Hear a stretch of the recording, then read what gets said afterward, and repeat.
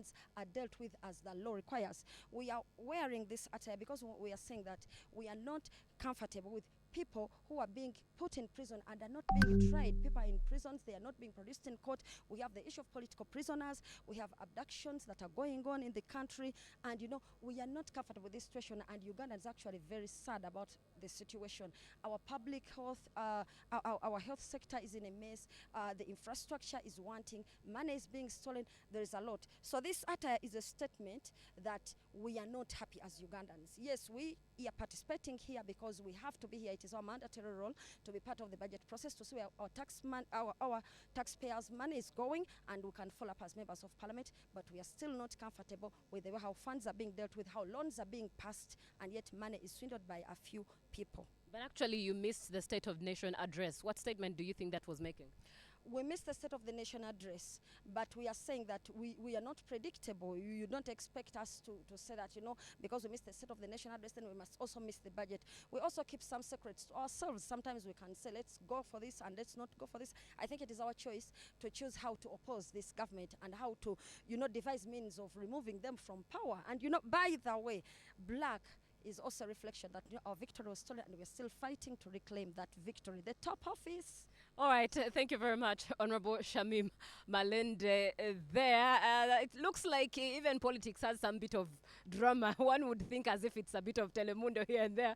But that's been Honorable Shamim Malende. You're watching UBC TV, and we come to you live from Kololo Independence Grounds. The theme of this year's or the following year's budget. This year's budget is ending on the 30th thank you very much, Honorable June, Shamim and 1st July will be the 2026-2027 looks like even budget politics has some bit of implementation there drama. after, but One the would theme think is as if full it's a bit of Telemundo here and monetization there. of But the that's been Honorable economy Shamim Malende. right You're watching there. UBC Now, TV, did you know that and we come to you 1st live July from Kololo when Independence the Grounds. The budget theme that has been of passed and this read year's is or the began following in year's operations, budget. but also there Right, in the thank you very time much, Honorable that the Shamim planning for the following year's will budget bear, is and in about looks like December is even when politics has some bit of framework implementation papers there. are served, and One the theme is is also a bit of monetization Telemundo of but the that's been economy. Honorable The Shamim question Malende. right You're watching there now, UBC did you TV, know that and the we come to you first live July from is Kololo when Independence to Grounds. The plan theme and has budget of this for year. the different ministries therein. Those are questions to wonder and to ponder on, but as time goes by, we'll definitely be getting the different experts from different ministries and different arms of government to speak their 2 cents, and of course the representatives from civil society organization. If you look at areas like URA, 2024-2025, URA managed to get to its target of about 31 trillion Uganda shillings of collecting that. In fact, it even surpassed, it went to about 31.63 trillion there. And in 2025-2026, of course, the boat hasn't landed yet. It hasn't reached the shores yet. It's still sailing. But we'll be finding out if the target that was set, which was at about 7% increase from the 2024-2025 budget, was indeed achieved to 100% plus. Now, 2026-2027 has the goal for URA as a target collection of about 40 trillion Uganda shillings, an increase of about 9% from the 2025-2026 budget therein. And of course, we'll be also studying by the first quarter, will URA have collected the target set for the first quarter of the 40 trillion Uganda shillings. It is Matters budget, and we are at the Kololo Independence Grounds, the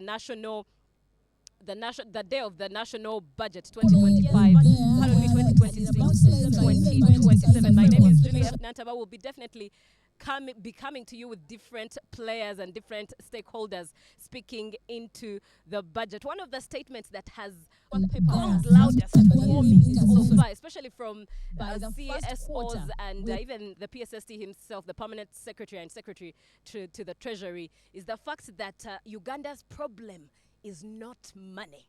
Uganda's problem is not money. In fact, Uganda's problem is not policies at that, but implementation. And I look forward to having a conversation with the permanent secretary of the Ministry of Finance and secretary to the Treasury therein to just find out then what is the solution? What is the solution to making sure that implementation actually is at par? As we all know, about a week or two ago, he took to his social media to announce to Ugandans that national events would be rationalized and would be in fact cut off in a bid to save monies of the Ugandan budget. So events like Women's Day, Labor Day, Heroes Day, Independence Day, they'll not have large gatherings or celebrations as has been the case, but rather the president sitting at State House and giving us an address right from his place, and the address placed or put on or aired on TVs and radio stations, even social media,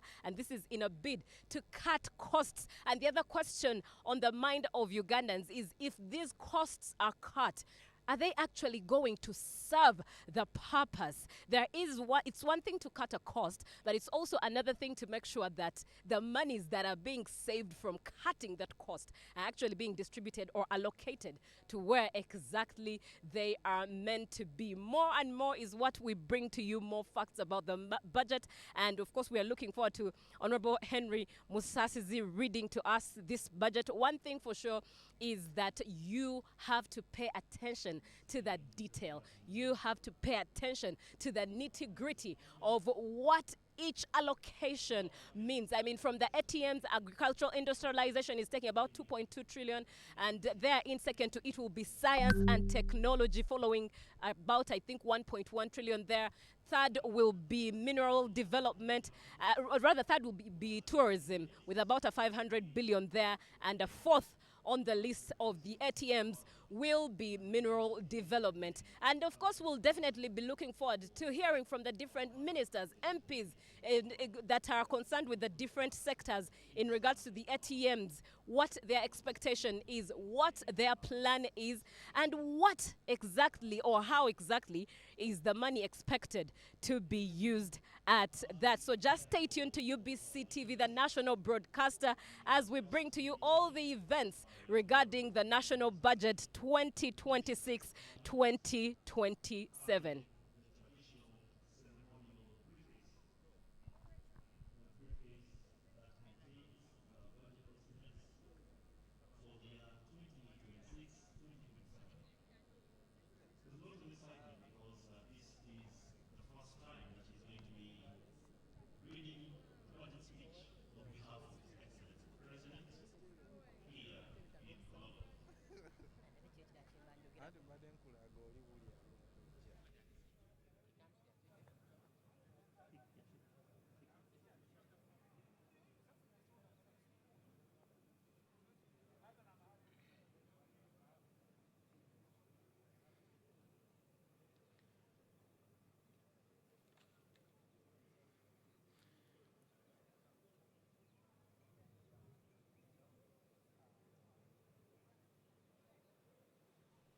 The national budget, Uganda national budget, is going to be read 2026. That is for the financial year 2026-2027. My name is Julie F. Nantaba, but with me is Honorable Chiriowa Chiwanuka. Very good afternoon to you. Good afternoon, Julie. Good afternoon, all of you viewers.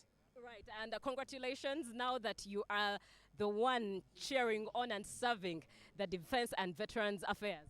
Yes, thank you very much. Looking forward to serving Indeed. the nation. Yes. Indeed. Yeah. Now, security is receiving about, is it a 10.2 trillion on the budget allocation? What does that mean? Because I know it's an enabler to the ATMs. Without peace, there's no way the ATMs will operate. What does that mean? What does it look like? Well, first of all, we sincerely appreciate President Museveni and the government who have put together the budget, because they've given the security and governance program a good portion of the budget. Of course, it is going to sound selfish and unrealistic to say that even that is not enough. Our kind of service requirements are much higher than what, but we sincerely appreciate that. But like you said, As the organ following years to be able to get these trillion ATMs Uganda shillings. Industrialization, tourism, mineral and oil and gas working, or even science, without having the enabler, which is peace and security. So one of the biggest drivers in our economic, for our economic prosperity, because will be they've peace and given security. Of course, at the security and governance program, we shall do our best with the resources that are available to be able to meet the expectations of the people. Say, As the organ following What you years can be sure of is that trillion the Uganda government, shillings. President Museveni's Industrialization, government, the tourism. NRM government will guarantee you peace and security. Uganda will not be a theater of any chaos. Uganda will be peaceful. And even with the resources that are not, as we said, fully adequate, we shall do our best and ensure that the security is maintained. Right, Uganda will not be a theater of chaos. Very interesting wordplay there. Honorable Heroes Day has just been celebrated just a day or two ago. And some of the veterans, those who fought the Bush War, believe that there should be something like a Historicals Council to look into the affairs of the historicals, or historicals' voices be heard on the floor of Parliament. With this budget, about the 10.2 trillion therein, is there a hope? Has anything been allocated to them? Is there any hope of something to be made for them? I must tell you that veterans are not a by the way. They are a priority. And in the Ministry of Defense and Veteran Affairs, that is a major priority area. So the Minister of State in charge of Veteran Affairs is focused to assisting and making sure that our veterans, the people who sacrifice for our country, who give service to our country, actually are able to continue living their lives as normally as can be, even after service. So yes, it is a major issue that we are looking at, and we can assure you that even in this financial year, a great deal is going to be done to try and reach out and deal with the challenges of veterans. Now, on the other hand, the young people, or those who have not walked the journey of what the historicals are faced, or even what the veterans who are serving under to-be veterans face, one would wonder, don't they plan for themselves? How come they end up, some of them end up in dire states and have to look to the government or cry out to the government for funds such as that? What would be the rationale in between? I think we need to be mindful of our history and where we are coming from. You must remember the people who fought in the NRA war and the veterans who came in the first part of the NRM government were actually working for no pay or almost very little pay. In fact, if you look at our pension system, not only in the veteran space, we have a lot of people in Uganda who did not prepare for retirement until government came up with the NSF structure, and even the NSF structure does not take care of everyone, many people in private sector. So yes, the circumstances at the time did not allow those veterans to prepare adequately. But for the youth today, because of the infrastructure that has been put in place, the legal framework that has been put in place, you know, just in the last term we amended the law to allow even private people to plan and save in NSSF. Those are incremental processes that we are taking to make sure that people plan for their retirement. But of course, for the veterans at the time they did, I mean, they were fighting. There was nothing to save. What were you saving? There was no pay. There was no economy. So what were you going to save? It didn't exist. So their circumstances are different, and that needs to be understood that way. That yes, there was no social security prepared for them at that time, but even the circumstances at the time could not allow for it to be done. Thank you very much, Honorable, for your time. Do enjoy this day. Thank you. All right, that is Honorable Chiriowa Chiwanuka, now the Minister of Defense and Veteran Affairs. You are watching UBC TV. We are at the Kololo Independence Grounds, and as you can see, the weather, it's scorching hot. As was reported, that this is a drought season. It's going to be a hot season, dry season at that. And one would wonder what allocations have been given to cater to that, especially for farmers. The Parliament just as of yesterday, did get to deal with the irrigation scheme loan that was passed. A loan that has rather interesting facts around it. For example, just the loan financing, a loan that of course Ugandans will have to pay, costs about 9 billion thereabout, and one would think of, just before we even receive the money, the money that's to finance that loan in itself is a lot, and yet it's on you and I to definitely pay as a Ugandan. But of course, some of the things we know about the budget that is to be read is the fact that it is a total of 84.3 trillion Uganda shillings therein, up from 72.4 trillion Uganda shillings as of last year. And therein, it's about a 16% increase to that budget, making it the highest budget so far. Last year, 72.4 trillion Uganda shillings was actually the highest at that time, and this year 84.3 trillion Uganda shillings is considered the highest. What does that mean? Is it bad? Is it good? Of course, we'll be engaging in the depth of the conversation, but one thing for sure, it means that Uganda as an economy is growing. And for anyone, even if it's you and myself, when my pockets grow bigger or when I earn bigger, my spending will indeed also increase in one way or the other. We can indeed look at it from that vantage. But one thing for sure is the fact that we are also going to get more and more stakeholders to speak into this budget on this 11th day of June 2026, a day that is very scorching. If you're seated wherever you are and you're enjoying a cold bottle of soda or water, enjoy it. We'll also be knowing how much has been added to maybe beverages, you know, things like that. How much has been added to liquor? How much has, of course, for fuel, petrol, quite a lot is known that has circulated. That 200 shillings has been added therein when it comes to matters of fuel. Keep in mind the Strait of Hormuz that has already affected Ugandans. In some areas, a liter is already at 6,990. Add to it the 200, we might shoot to a 7-8K a liter of petrol or diesel. But indeed, we are here to bring you all the detail as it comes. A very good afternoon to you, Honorable Katesho. Good afternoon. How are you? I'm very good. How are you? Very well, thank you. How do you feel this budget day, and what are you expecting out of the reading? Well, first of all, it's a good day to show the people of Uganda the work that has been done in the last 1 year to prepare the budget. As you know, this budget links with the National Development Plan, the Vision 2040, and the NRM Manifesto. So as we are here, we need to show the prioritization that has been done so that the people know what is in the budget for them and what the government is planning to do. Right. The NRM Manifesto's slogan is protecting the gains.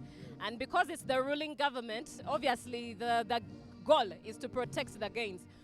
With this budget that is to be read, do you think the gains are to be protected? And I'm speaking of it in this sense.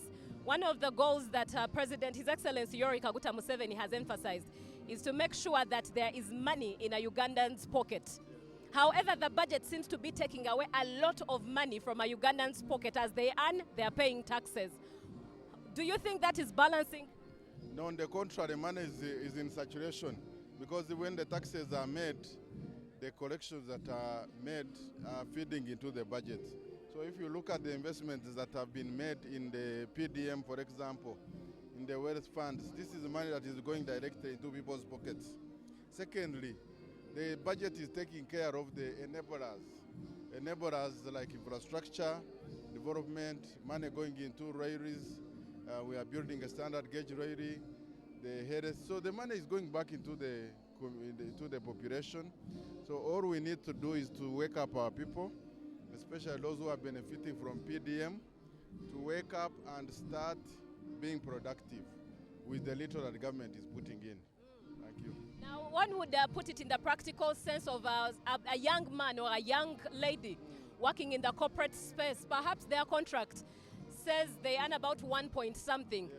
And that is gross. But by the time the money hits their account as a final pay net, it's at about 500,000 Uganda shillings.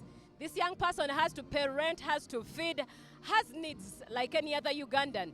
How exactly would you advise this young person to utilize that money, of which most of it has been cut to taxes? You have to realize that not everybody you cannot solve all your problems based on the employment.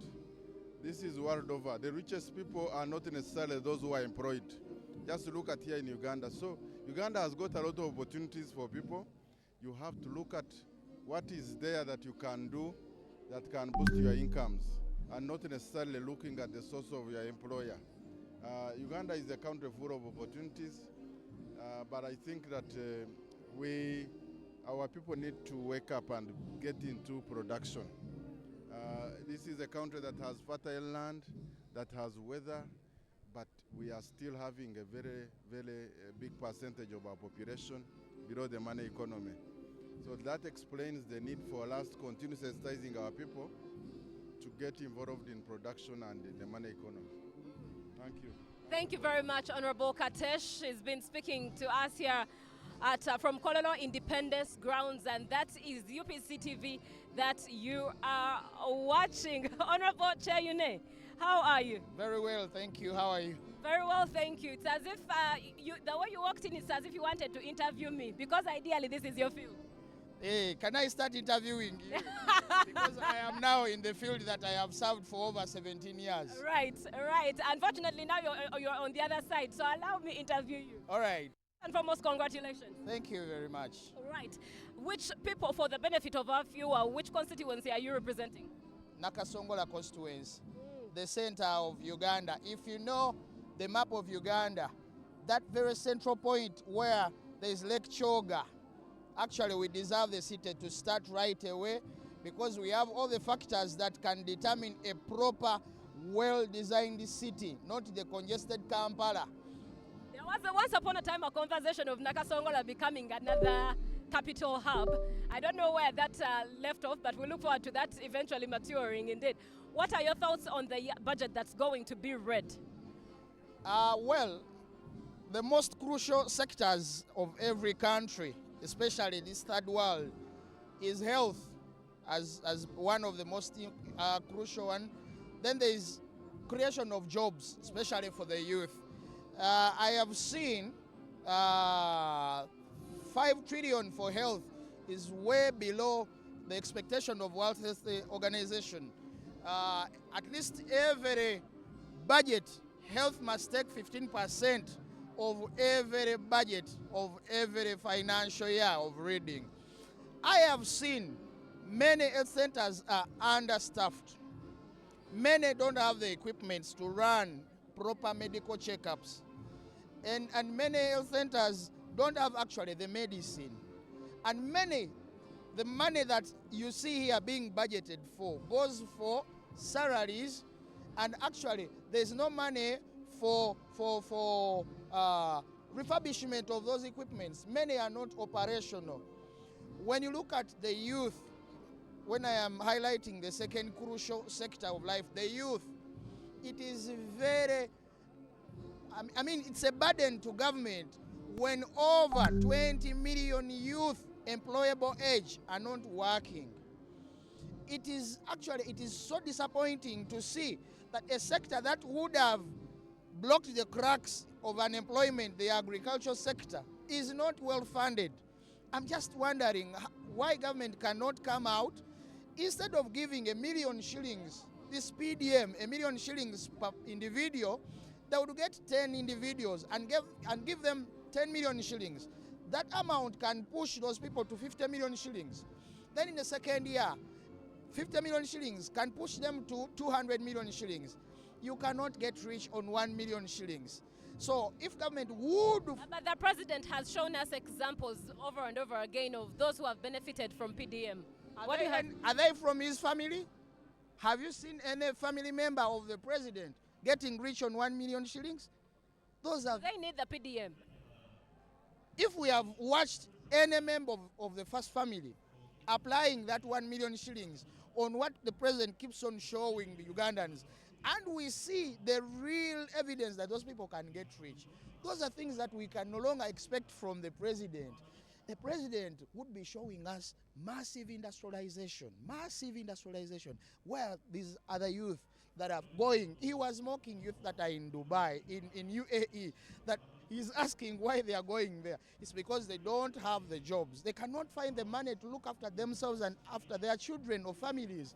So if the president was fair enough and honest to himself, he would increase that money. All right.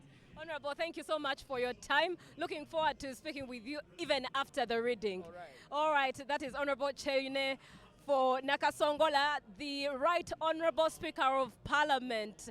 That is Jacob Oboth has just arrived, and he is one who actually recently went ahead to reduce on his budget to about a 24 billion drop off to about 3 billion therein as to what he will use as the Right Honorable Speaker, and stated that that rest of the 24 billion will be allocated to everything oversight in Parliament. You are watching UBC TV.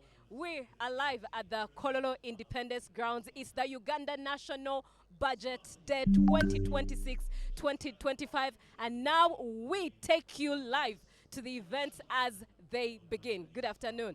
And Then the traditional prayers the president of is Parliament. coming, and when the president comes, obviously you know that clearly the event has just started. Now we take you to the events. As you can see on your screen, the president of Uganda has just arrived. His Excellency Yoweri Kaguta Museveni has just arrived there, and in just a bit after the budget being read, we'll also be hearing from him his budget speech, and many of the things that are being thought of in regards to the president's speech is the tone that we saw at the day he swore in as the president of Uganda. The tone was quite tough. With the State of Nation address, the tone was indeed quite tough. Even the time he accepted and received his results of the declaration forms as being announced as the president of Uganda, his tone was quite tough, with one theme: Chisanja, no sleep. We await what tone he carries right after the budget will be read. We'll be coming right back in just a long bit. But of course, we bring to you the events as they come through here from Kololo Independence Grounds.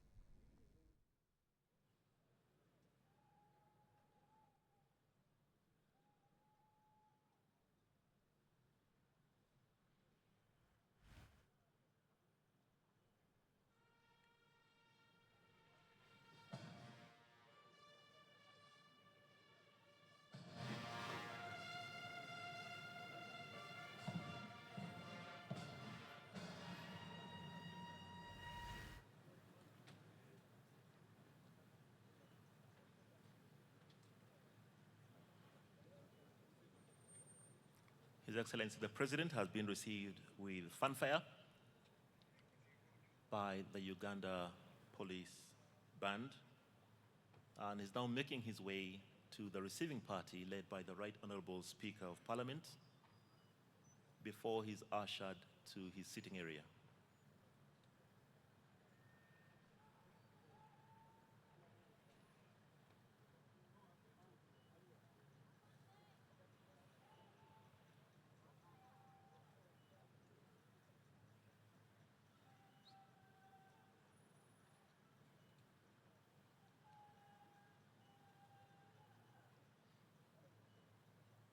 So His Excellency is waving a greeting to all of Parliament. Could we receive him warmly, please?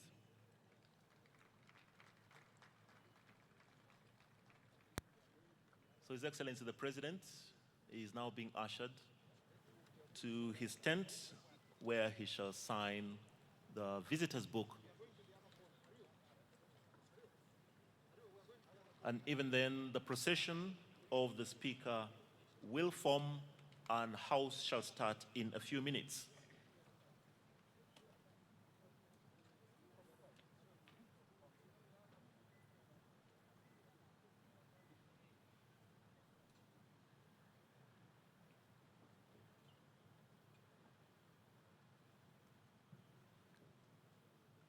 So for those of you who cannot see from where you are, His Excellency the President is signing the visitor's book. It's traditional that every time Parliament hosts a guest at the level of His Excellency the President, they will sign in the visitor's book. Now this is a very special day for the presentation of the budget, not only in Uganda, but across the East African states. And as soon as His Excellency has signed, then the procession of the Speaker will form and the House will start.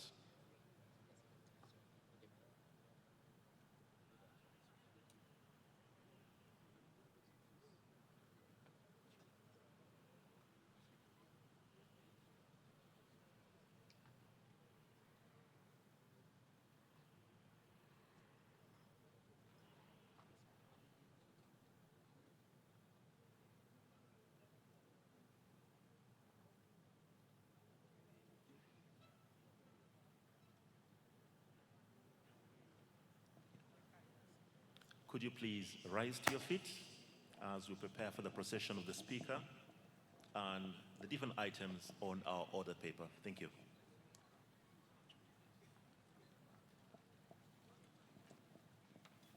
Honorable members, His Excellency the President and Mr. Speaker.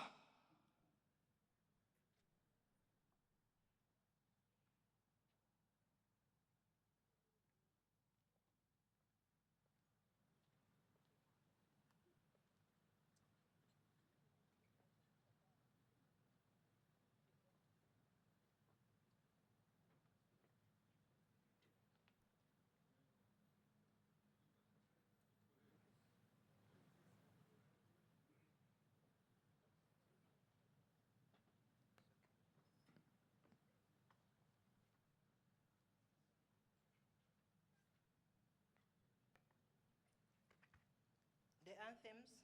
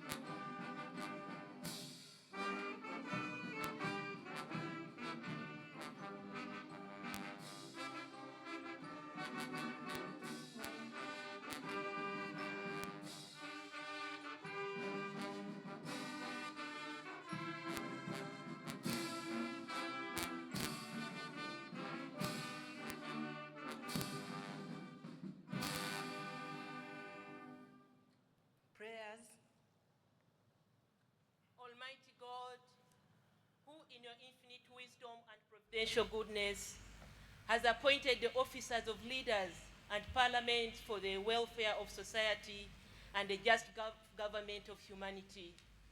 We beseech you to look upon with abundant favor these your servants whom you've been pleased to call to their performance of such important trusts in this land.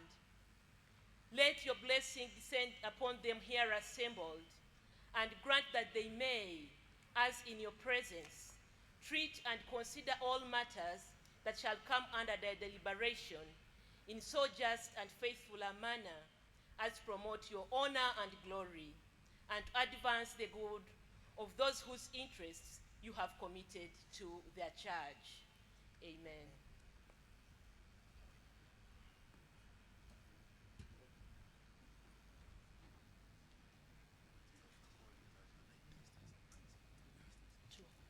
Proclamation.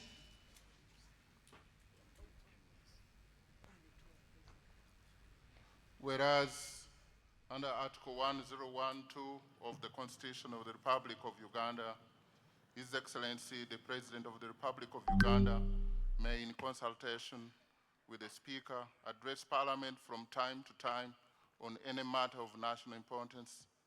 Aware that His Excellency the President of the Republic of Uganda has, in accordance with Article 1012, indicated to the Speaker of Parliament his intention to address Parliament and the nation on the national budget for the financial year 2026-2027. Now, therefore, in accordance with Rule 181 of the Rules of Procedure of Parliament, I hereby proclaim as follows.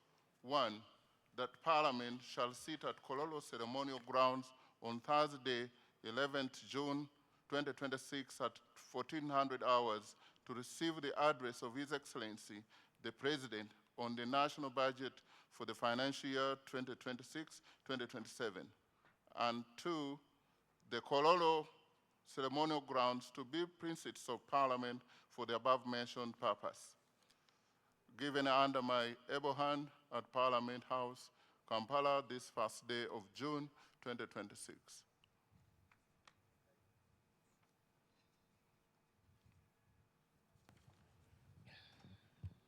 Administration of oaths.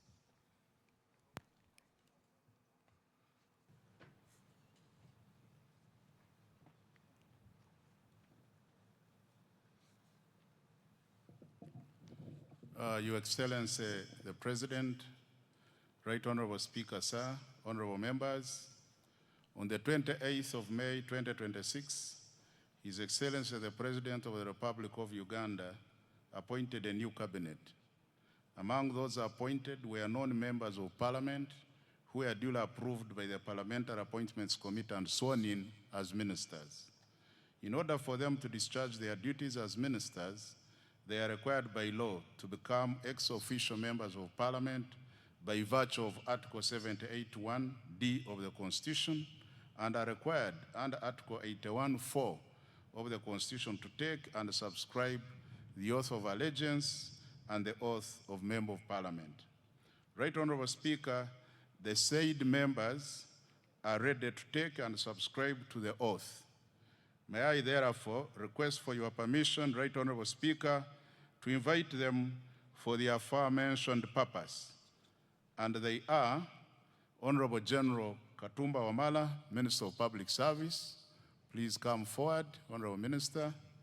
Honorable Sebugwao Joyce Juliet Nabosa, Minister of State for Information, Communications, Technology, and National Guidance, Information.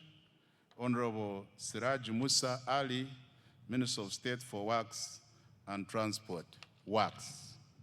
I seek for your permission, sir, to allow them to access the chambers. Permission granted.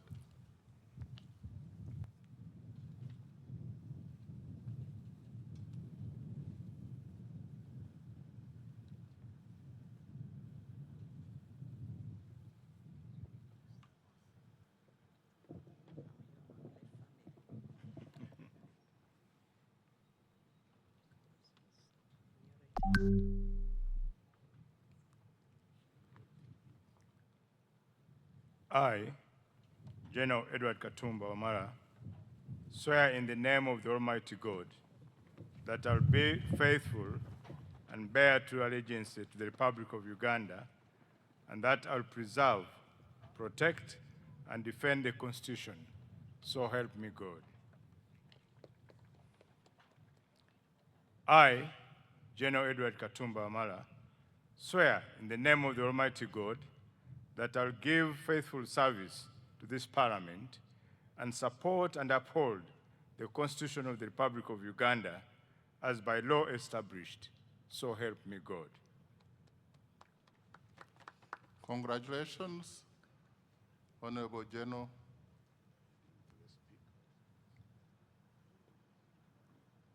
And welcome back to the House. Thank you.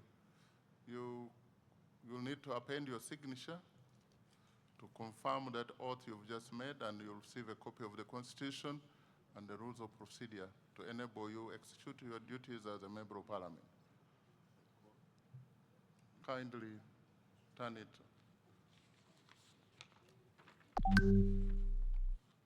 Honorable Sebugwao Joyce, Juliet Nabosa, Minister of State for Information, Communications, Technology, and National Guidance Information.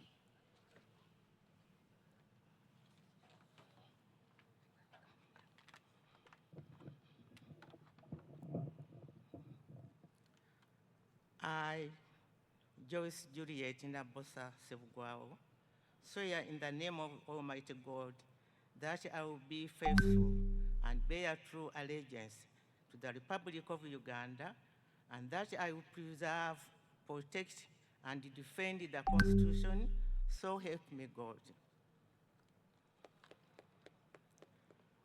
I, Joyce Juliet Nabosa Sebugwao, swear in the name of Almighty God that I will give faithful service to this Parliament and support and uphold the Constitution of the Republic of Uganda as by the law established. So help me God.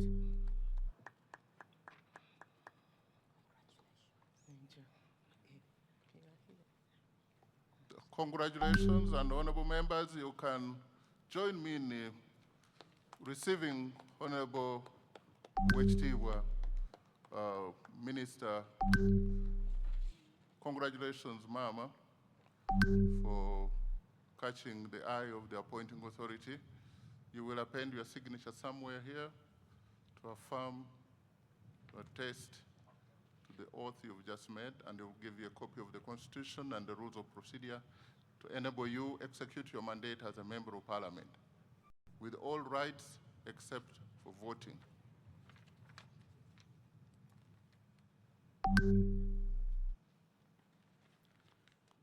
Honorable Siraji Musa Ali, Minister of State for Works and Transport, in charge of works.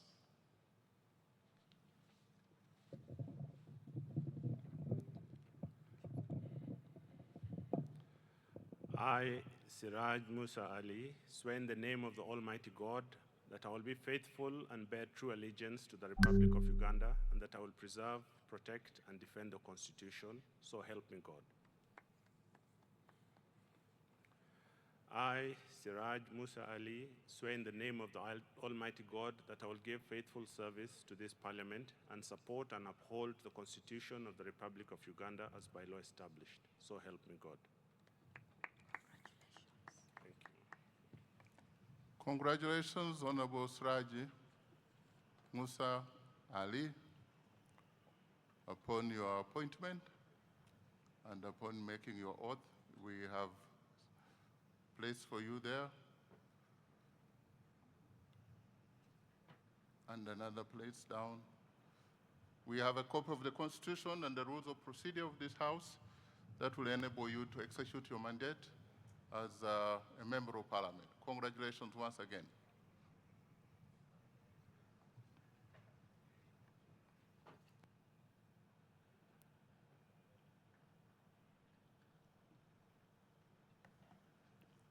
Item number 5, communication from the chair.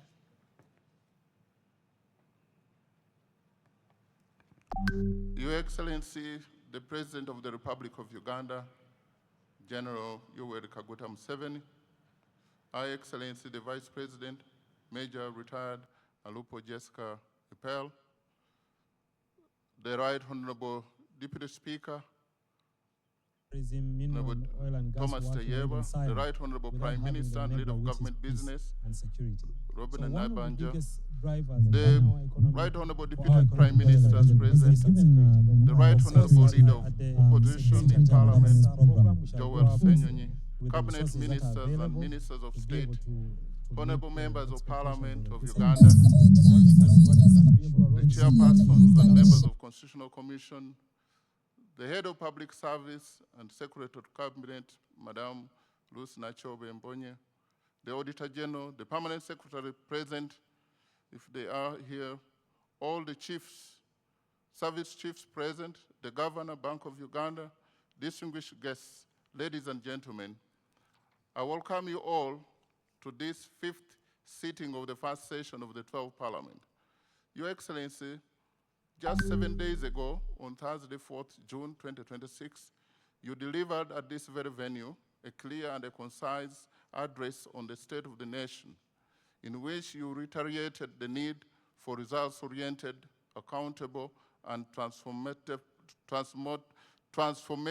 leadership at all levels as a catalyst for national transformation. Your Excellency, as we pride in the honor of hosting you once again here today, I take the privilege of informing you that the members of this 12th Parliament not only heard, but also listened keenly and embraced your words of wisdom. The fight against corruption and non-performance is not the executive's fight alone. It is Parliament's fight as well. And together, in harmony, as a nation, we will win it. Honorable members, during today's sitting, His Excellency the President will deliver the budget speech for the financial year 2026-2027 in fulfillment of his constitutional obligation under Article 1151 of the Constitution of Uganda, which states that the President shall cause to be prepared and laid before Parliament in each financial year, but in any case not later than the 15th day before the commencement of the financial year, estimates of revenues and expenditures of government for the next financial year. Honorable members, today's budget speech crowns an elaborate consultative budget process which began in September 2025 with the issuance of the first budget call circular and the subsequent participation of various ministries, departments, and agencies, local governments, development partners, and civil societies, among others. Your Excellency, the relationship between the 12th Parliament and the other arms of government will be complementary and people-centered. The 12th Parliament will focus on public expenditure tracking and budget oversight through the various parliamentary committees to ensure that public funds are used for the purpose for which they are intended and in line with the approved work plans. I therefore implore whips to supply the list of their members to the various parliamentary committees pursuant to Rule 16.2d and Rule 163 and 164 of the Rules of Procedure of Parliament. This will pave way for the timely operationalization of our committees. Your Excellency and honorable members, the 12th Parliament will empower its committees to effectively support government programs through efficient and effective monitoring, or especially through the high-impact projects under the National Development Plan 4. These core flagship projects are strategic catalysts for our tenfold growth strategy. In addition, members of Parliament will strengthen oversight of government wealth creation and development funds under the parish development model, Uganda Women's Entrepreneurship Program, IMIOGA, among others. The 12th Parliament is firmly aligned to the government's objective of moving the approximately 38% of our population from subsistence to the formal money economy. Your Excellency and honorable members, the legislature looks forward to a productive financial year 2026-2027 in line with our national development aspiration.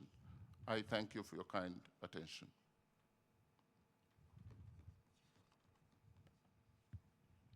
Item number 6, presentation of the budget speech.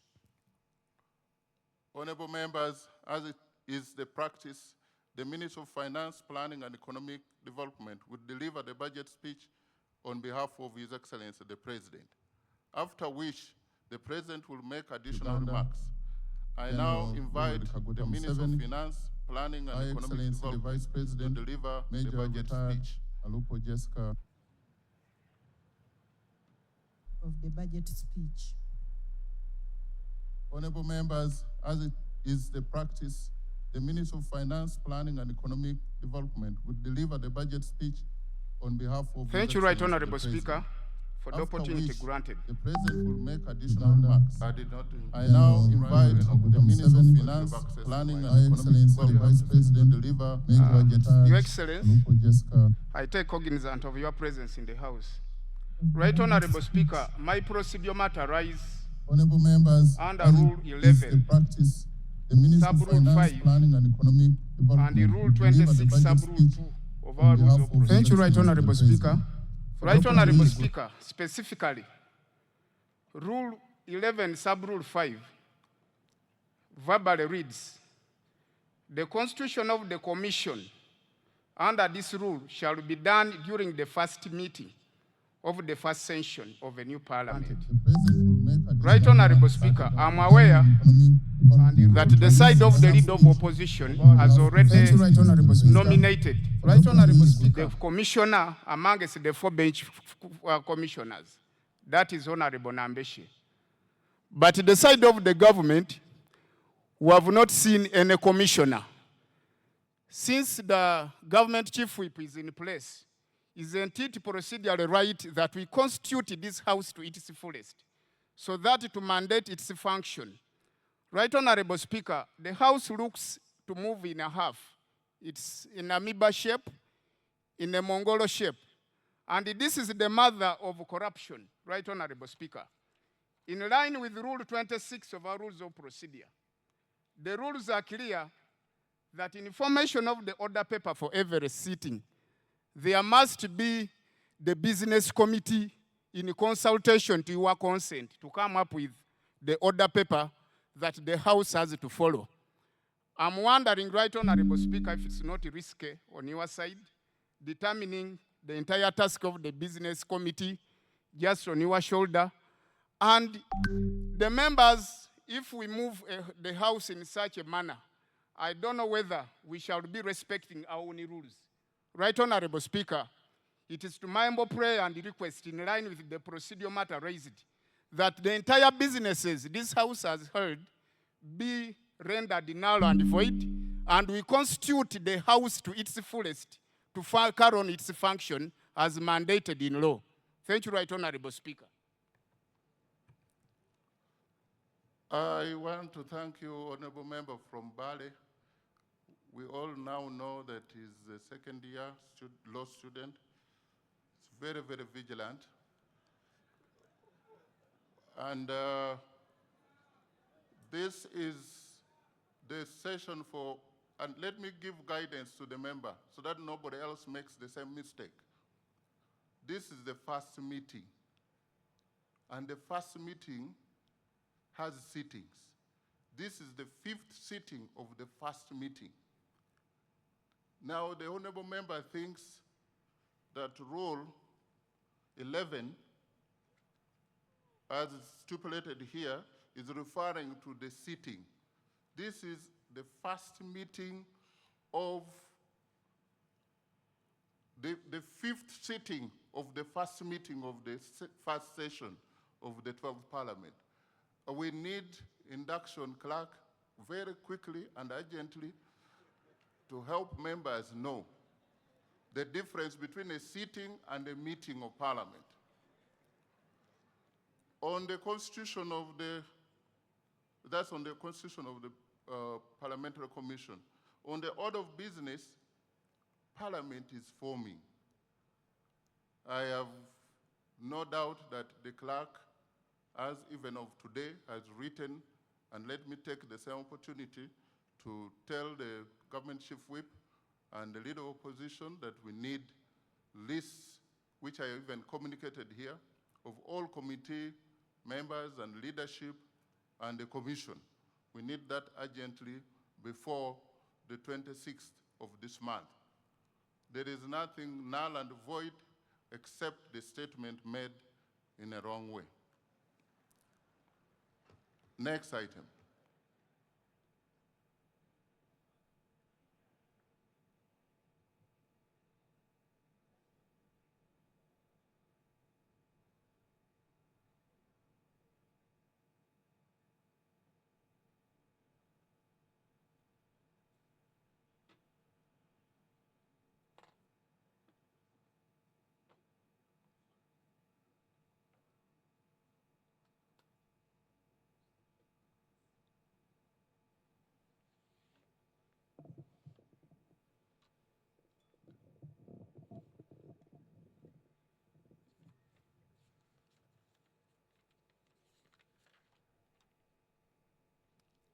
Your Excellency, the President of the Republic of Uganda, Your Excellency, the Vice President of the Republic of Uganda, the Right Honorable Speaker of Parliament of Uganda, Your Lordship, the Chief Justice, the Right Honorable Deputy Speaker of Parliament, Your Lordship, the Deputy Chief Justice, the Vice Chairman of the NRM Party, the Right Honorable Prime Minister, the Right Honorable Deputy Prime Ministers, Honorable Ministers and Ministers of State, Your Excellencies, the heads of diplomatic missions, Honorable Members of Parliament, former leaders, traditional leaders, religious leaders, distinguished guests, ladies and gentlemen. Mr. Speaker, sir, in accordance with Article 155 of the Constitution of the Republic of Uganda and the Public Finance Management Act, CAP 171, and on behalf of His Excellency the President, I present to Parliament and the people of Uganda the national budget for financial year 2026-2027 as approved by this Parliament. In this speech, I will, number one, present the recent performance of the economy and the outlook for the year ahead. Two, account to the people of Uganda on commitments made in financial year 2025-2026 that is coming to an end in a few days. Three, highlight government priorities for financial year 2026-2027. And four, outline the strategy for financing the budget. Right Honorable Speaker, allow me to begin by congratulating His Excellency the President and the National Resistance Movement upon the resounding victory in the recently concluded general elections. In addition, I congratulate His Excellency the President upon assuming chairmanship of the East African Community. This is in recognition of his exemplary leadership and passion for advancing regional integration and Pan-Africanism. I also congratulate Her Excellency the Vice President, Right Honorable Speaker, Right Honorable Deputy Speaker, Right Honorable Prime Minister,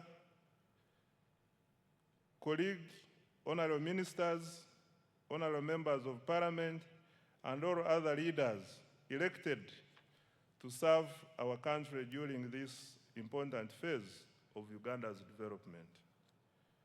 Mr. Speaker, sir, I wish to thank His Excellency the President for the confidence he has placed in me and my political leadership team by entrusting us with the responsibility of leading the Ministry of Finance, Planning and Economic Development. I also would like to thank and congratulate my senior, Honorable Matia Kasaija, for the leadership and mentorship in the past 10 years. Your Excellency, we accept this responsibility with humility, determination, and a clear understanding of the task before us. That task is to accelerate wealth creation, eliminate poverty, create productive jobs, and transform Uganda into a $500 billion economy in the shortest possible time. Right Honorable Speaker and colleagues, Uganda enters this new political term from a position of strength. Unlike many previous election cycles that were characterized by high inflation, exchange rate instability, and macroeconomic uncertainty, our economy remains stable and resilient and is growing rapidly. Mr. Speaker, sir, this achievement is not accidental. It is a result of deliberate and consistent policy choices under the leadership of His Excellency, the President, and the NRM government.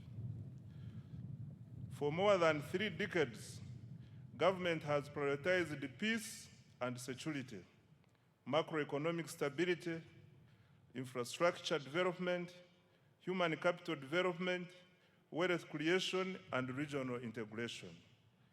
As a result, Uganda has built one of the strongest foundations of socio-economic transformation on the African continent. Uganda has, number 1, sustained long-term economic growth above 5% despite repeated global shocks. 2, surpassed the lower middle income threshold of United States dollars 1,136 with gross national income per capita reaching United States dollars 1,389.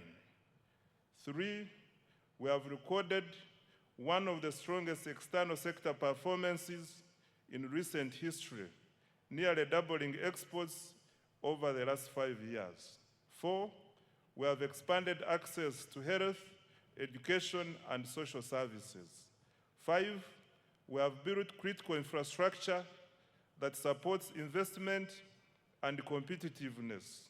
And 6, we have established a solid foundation for industrialization and private sector-led growth.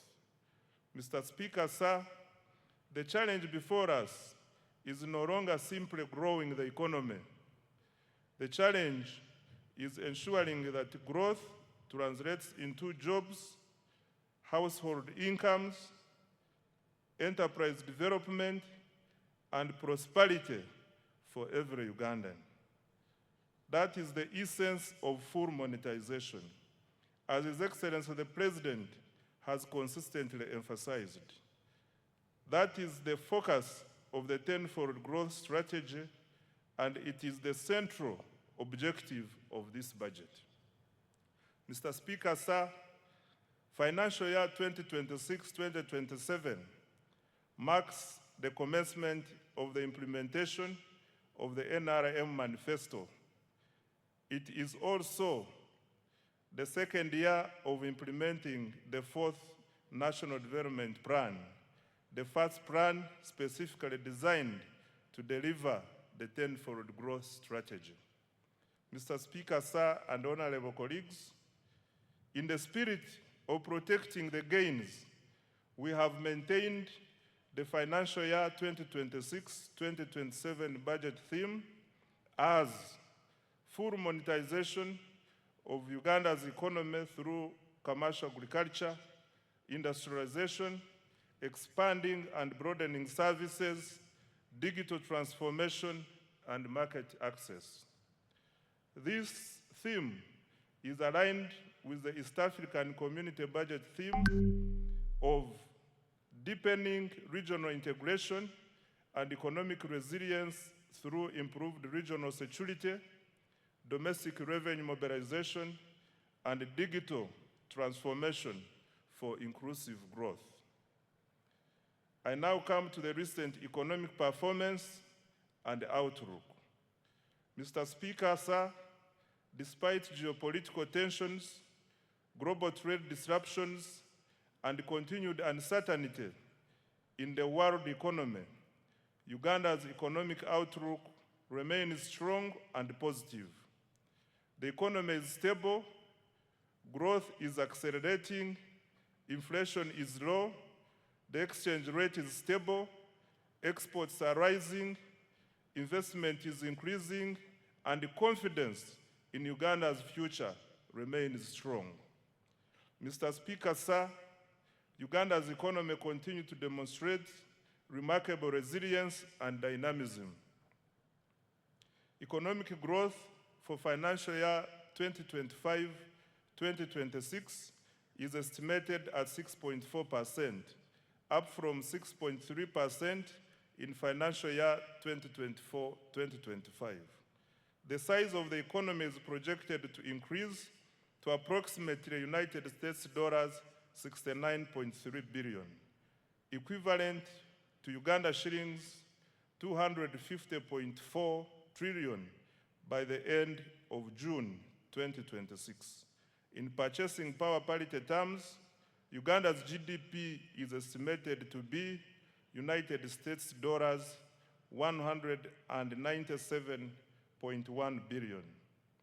GDP per capita is projected to increase to United States dollars 1,420, equivalent to approximately Uganda shillings 5.1 million per person.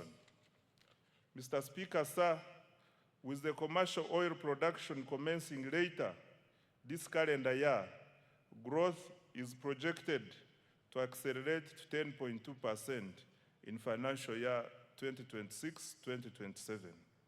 This will mark Uganda's first return to double-digit growth since the reforms of the 1990s. Most importantly, a larger economy will accelerate more jobs, raise household incomes, expand opportunities for businesses, and generate the resources required to invest in quality education, health care, infrastructure, security, and other public services that improve the lives of Ugandans. This performance confirms that our strategy of investing in security, infrastructure, wealth creation, and the productive sectors is delivering results. I thank His Excellency the President for his steadfast leadership, strategic guidance, and insistence on phased prioritization. Mr. Speaker, I wish to repeat this one. This performance confirms our strategy of investing in security, infrastructure, wealth creation, and the productive sectors is delivering results. I thank His Excellency the President for his steadfast leadership, strategic guidance, and insistence on phased prioritization. Colleagues, I invite you to give His Excellency the President a round of applause. I now come to inflation. Mr. Speaker, sir, inflation remains low and stable. Average inflation during financial year 2025-2026 is estimated at 3.8%, compared to 3.5% recorded the previous financial year. This stability has been supported by effective coordination between fiscal and monetary policy, stable food prices, and improved management of fuel supply. Low inflation protects household incomes, supports business planning, and strengthens investor confidence. Government remains committed to maintaining price stability as a cornerstone to sustained economic growth. Right Honorable Speaker, the strength of an economy is reflected not only in how much it produces, but also in the confidence it inspires among investors, visitors, citizens, and at home and abroad. I am pleased to report that confidence in Uganda's economy continues to grow. Foreign direct investment remains strong at United States dollars 3.2 billion in the 12 months ending March 2026. This reflects growing investor confidence in Uganda's economy. Of even greater significance, investors are increasingly expressing interest in Uganda's small and medium enterprises. Kampala-based startups attracted about United States dollars 30 million in 2025, up from just United States dollars 4 million a year before.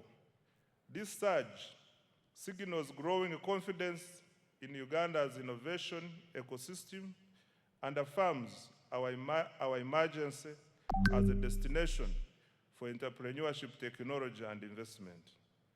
Mr. Speaker, remittances from Ugandans working abroad have significantly increased to US dollars 2.8 billion in the 12 months to March 2026 from US dollars 1.9 billion a year before. Remittances provide an important source of foreign exchange, investment, capital, and household income. Mr. Speaker, sir, tourism has fully recovered from the effects of the COVID-19 pandemic. Tourism receipts increased to United States dollars 1.86 billion in 2025, compared to United States dollars 1.4 billion in 2018-2019, before the COVID pandemic. This remarkable recovery from the lowest receipts of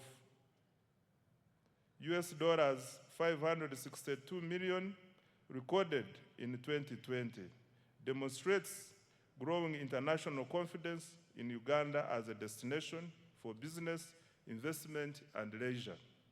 Government remains committed to safeguarding and expanding this vital source of foreign exchange and jobs. By increasing investment in the tourism infrastructure, the sector, security, and our missions abroad to effectively advance economic and commercial diplomacy. Mr. Speaker, sir, the Uganda shilling remains one of Africa's best performing freely floating currencies.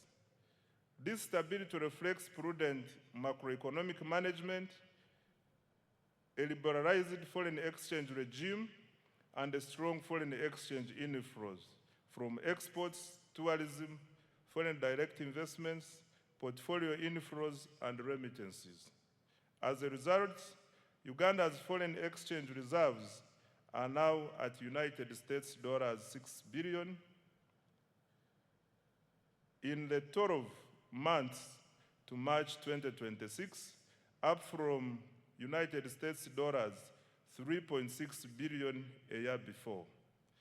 Government's decision to directly import petroleum products through the Uganda National Oil Company, UNOC, has further strengthened supply stability and reduced speculative pressures in the foreign exchange market. We expect the exchange rate to remain broadly stable despite ongoing global uncertainties. On the external sector, Right Honorable Speaker, Uganda's export performance has been exceptional.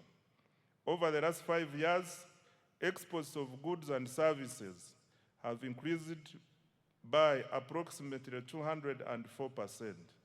Total exports earnings reached US dollars 18.04 billion in the 12 months to March 2026, from US dollars 5.93 billion in the 12 months to March 2022. The leading exports include gold, coffee, cocoa, fish products, steel products, sugar, and a growing range of manufactured goods. Our coffee exports reached USD 2.46 billion for the year ending March 2026, up from USD 1.84 billion a year before. Uganda's exports mainly go to the Middle East, which accounts for US dollars 6.3 billion. Africa accounts for US dollars 4.1 billion. Asia accounts for US dollars 2.0 billion. And the European Union accounts for 2.5 billion US dollars. And the rest of the world accounts for 3.1 billion. This success reflects the deliberate government policy focused on industrialization, value addition, export promotion, and market access. The exports are not merely a trade statistic. They are the engine of Uganda's transformation. They generate foreign exchange, they create jobs, they support enterprise growth, and they strengthen economic resilience. As a result of strong export performance, remittances, and investment inflows, Uganda recorded a balance of payment surplus of United States dollars 2.47 billion, 12 months to March 2026, the highest in 15 years. On employment creation, Right Honorable Speaker, the ultimate test of economic policy is whether it improves the livelihoods of our people through productive employment. Uganda's economy is gradually undergoing structural transformation. The services sector now accounts for 50.5% of total employment, up from 47% previously, while the share of employment to agriculture has declined from 40% to 37.1%. On the other hand, industry accounts for approximately 12.4% of total employment.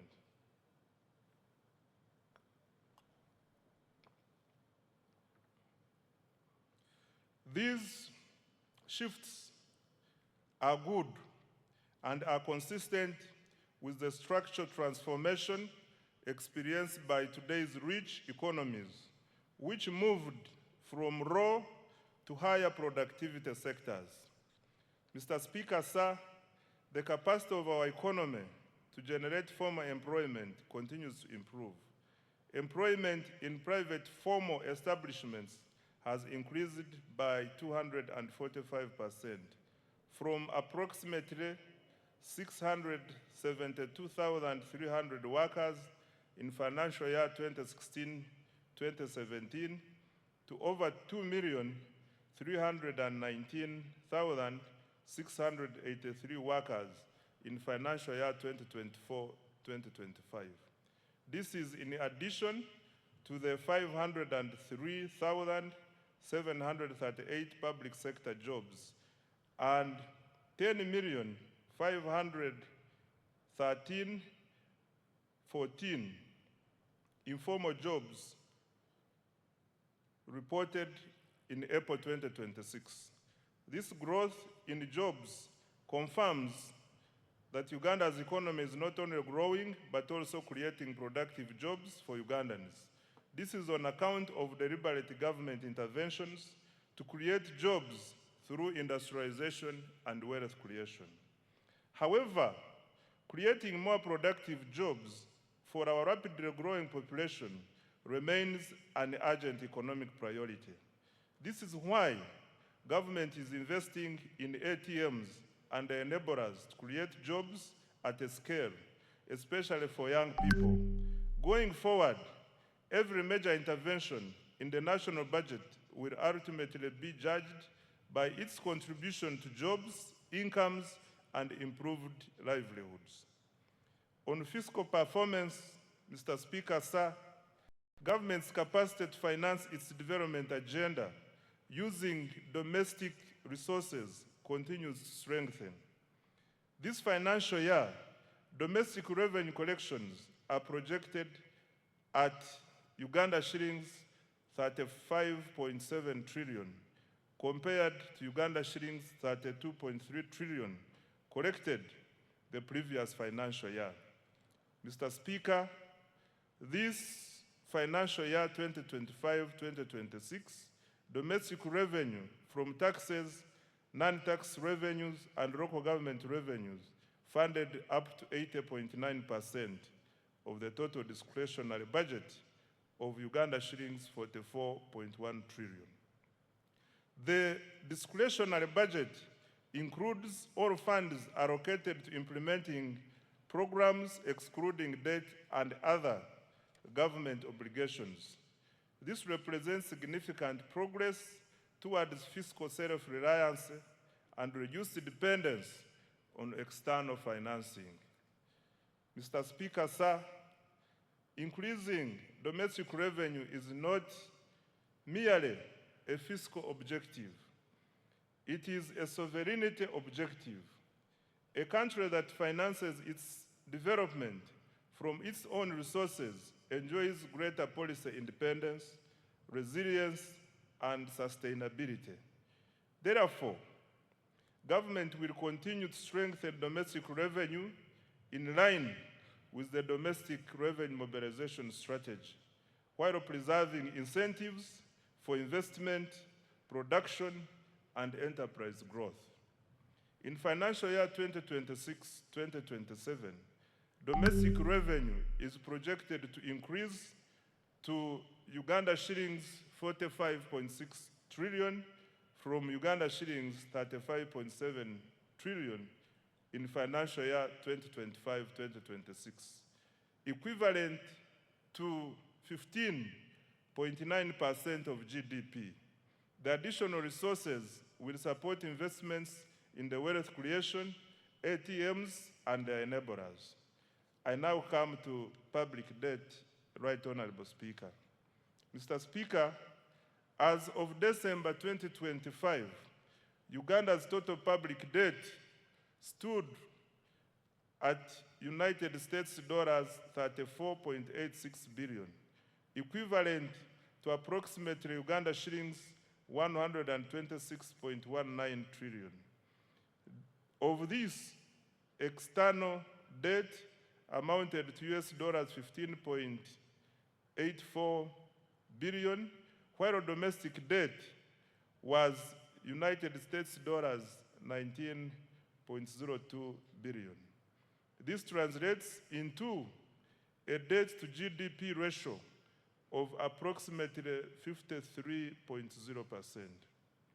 Mr. Speaker, public debt should always be assessed alongside the assets it finances and the economic returns it generates. Over the past 10 years, Uganda's debt has financed strategic investments that are transforming the productive capacity of our economy. These investments include, number one, integrated transport infrastructure, which accounts for 31.1% of the debt. Number two, electricity infrastructure, which accounts for 19.3%. 3, water infrastructure, which accounts for 10.3%. 4, agro-industrialization, which accounts for 9.2%. 5, education and health, which accounts for 7.7%. 6, housing and urban development, which accounts for 6.3%. 7, industrial parks and industrial development, which accounts for 2%, and other investments such as national backbone infrastructure to extend internet, STI, and regional development, which accounts for 7.0%. Mr. Speaker, Uganda's public debt remains sustainable and is projected to stay so over the medium and the long term. Accountability for financial year 2025-2026 and priorities for financial year 2026-2027. Mr. Speaker, when the budget for financial year 2025-2026 was presented last year, government made several commitments aimed at accelerating monetization of the economy and implementing the tenfold growth strategy. The budget focused on 3 broad areas, namely, number 1, wealth creation programs, 2, strategic investments in the ATMs, and 3, investment in the key enablers of growth. I am pleased to report that substantial progress has been made in all the 3 areas above.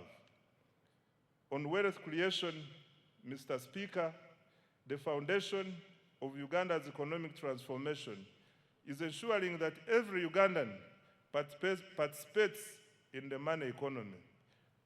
Government, therefore, has continued to invest in programs that expand access to affordable capital, strengthen enterprise development, and increase household incomes. To date, government has invested close to Uganda shillings 11 trillion directly into wealth creation initiatives, targeting households in subsistence economy, farmers, youth, women, and businesses. These interventions are reducing barriers to participation in economic activity while expanding opportunities across the country. Let me highlight what we have done in the flagship wealth creation programs. On parish development model, Mr. Speaker, the parish development model remains government's most important intervention for eliminating subsistence and expanding participation in the money economy. I wish to thank His Excellency the President for his vision and unwavering commitment to this program. PDM is not merely a financing program, it is a structural transformation program. Its objective is to move households from subsistence to commercial production, from survival to enterprise, and from poverty to prosperity. Over the past 5 years, government has transferred Uganda shillings 4.4 trillion to all 10,589 parishes nationwide, and as a revolving capital. Ugandans who were previously outside the money economy are now engaged in money-making enterprises. By the end of this month, PDM funds will have reached over 4 million beneficiaries. The PDM is raising household incomes, improving food security, and creating local economic opportunities for Ugandans who previously relied on subsistence production. Mr. President, Thank you for your visionary leadership. The next phase of the PDM will focus on boosting productivity, strengthening value addition, and improving market access for the PDM beneficiaries. My ministry will seek policy guidance to ensure that the underserved and densely populated parishes, particularly in urban areas, receive adequate funding. Equally important, we will begin a gradual deliberate transition from government transfers to a self-sustaining financial ecosystem. Ultimately, a PDM bank underpinned by strong repayment performance, governance, and value chain development. I now come to other wealth creation programs. Mr. Speaker, in addition to the PDM, government has continued supporting enterprise development through other wealth funds, namely, one, Emyoga. Government has capitalized the program with Uganda shillings 760 billion in revolving funds. To date, 7,148 Emyoga circles have been established with over 2.48 million members and cumulative savings of Uganda shillings 95.3 billion. An additional Uganda shillings 100 billion has been allocated in financial year 2026-2027. Number two, Katale Loan Facility. The government, through the Microfinance Support Center, introduced this wealth fund to expand access to affordable working capital for market vendors and urban informal operators. It is currently piloted in 6 major markets within the Kampala metropolitan area and will be rolled out nationwide in financial year 2026-2027. The piloted markets are St. Barikudembe, commonly known as Owino, Nakawa, Karerwe, Busega, Nakasero, and Gaba markets. The facility is providing working capital loans at an interest rate of 8% per annum. 3, the Small Business Fund. This fund, initially called the Small Business Recovery Fund, was established in 2021 to help small businesses affected by COVID-19 to recover. The fund has disbursed over Uganda shillings 82.1 billion to more than 4,031 small and medium enterprises. It provides affordable financing of up to Uganda shillings 500 million at a 10% interest rate to formal enterprises employing at least 2 people. 4 is the Agricultural Credit Facility. Government has invested a total of Uganda shillings 371.7 billion in the facility as a co-financing with participating financial institutions. The facility has cumulatively disbursed Uganda shillings 1.35 trillion to more than 14,000 beneficiaries. In financial year 2026-2027, an additional Uganda shillings 47.68 billion has been allocated to further capitalize the facility. 5, large-scale commercial farmers financing scheme. In financial year 2025-2026, Uganda shillings 41 billion was provided for interest payments on behalf of the large-scale farmers cultivating over 50 acres of grain and animal feeds. This support has so far enabled 186 farmers to access a total of Uganda shillings 169.1 billion from government-owned commercial banks. The farmers are expected to repay the principal while government pays the interest on their behalf. An additional 41 billion Uganda shillings has been allocated for financial year 2026-2027. 6. Uganda Development Bank. Government has cumulatively capitalized Uganda Development Bank with shillings 1.6 trillion to provide long-term patient capital to strategic sectors vital for industrialization and value addition.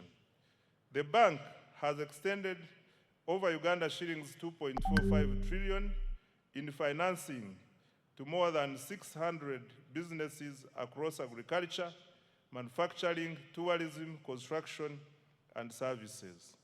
An additional Uganda shillings 442.2 billion has been allocated in financial year 2026-2027 to further capitalize Uganda Development Bank. 7. GROW and other women funds. Through the World Bank financed GROW project, Uganda shillings 133.14 billion in soft loans has been extended to 6,584 women-owned businesses to support their transition from informality.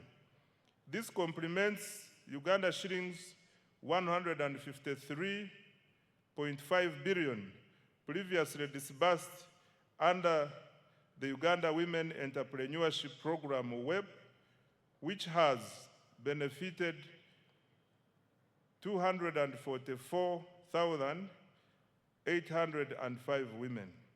8. Youth empowerment programs. The Youth Livelihood Program has financed 24,859 projects benefiting 275,034 youth at a cost of Uganda shillings 195.4 billion, while 57,849 youth have benefited from the Youth Venture Capital Fund. Number 9 is the revolving fund for the creative artists. Government has provided Uganda shillings 33 billion to establish a revolving fund for musicians and other creatives to promote enterprise growth and job creation. 10. Support teachers' circles. Government released Uganda shillings 20 billion to private teachers' unions to strengthen teachers' welfare through improved access to affordable credit. This is in addition to the earlier Uganda shillings 25 billion that was provided to Walimu Sacco umbrella structures. Mr. Speaker, sir, these wealth creation interventions have expanded access to affordable capital, strengthened enterprise growth, and created jobs. In financial year 2026-2027, government has allocated an additional Uganda shillings 2.49 trillion in wealth creation programs to accelerate monetization of the economy and expand wealth creation.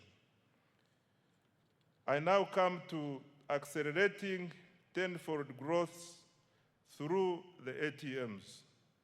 Mr. Speaker, having expanded access to capital through our wealth creation programs, government is now intensifying investment in the sectors that will drive Uganda's next phase of economic transformation.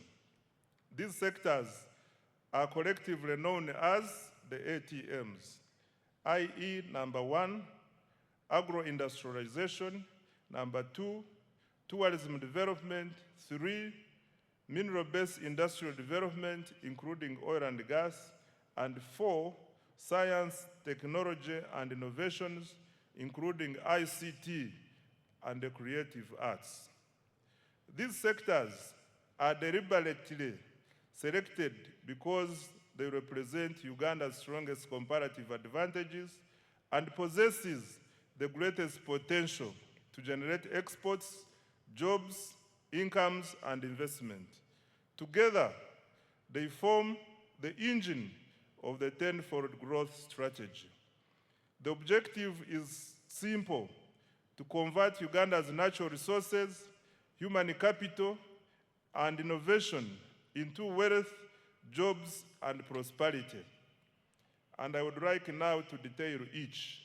Under agro-industrialization, Mr. Speaker, agriculture remains the backbone of Uganda's economy. It employs millions of Ugandans, supplies raw materials to industry, produces exports, and sustains livelihoods across the country. However, Uganda's future prosperity will not come from producing more raw commodities alone. It will come from increasing productivity, expanding value addition, strengthening agro-processing, and improving market access. Government, therefore, continues to invest strategically across the entire agricultural value chain. Mr. Speaker, agricultural transformation begins with science. This year, government made significant advances in agriculture research and genetics. The Antique Vaccine Facility at the National Livestock Resources Research Institute in Nache Sasa was completed and is now operational, producing about 36 million doses, serving 18 million livestock in the first year.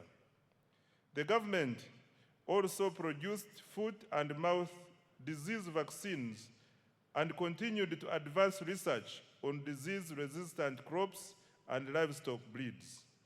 These investments will reduce production losses, raise productivity, and increase farmer incomes. On water for production and irrigation, Mr. Speaker, climate change continues to expose farmers to significant weather-related risks. Government is therefore accelerating investment in irrigation and water for production infrastructure to reduce dependency on rainfall.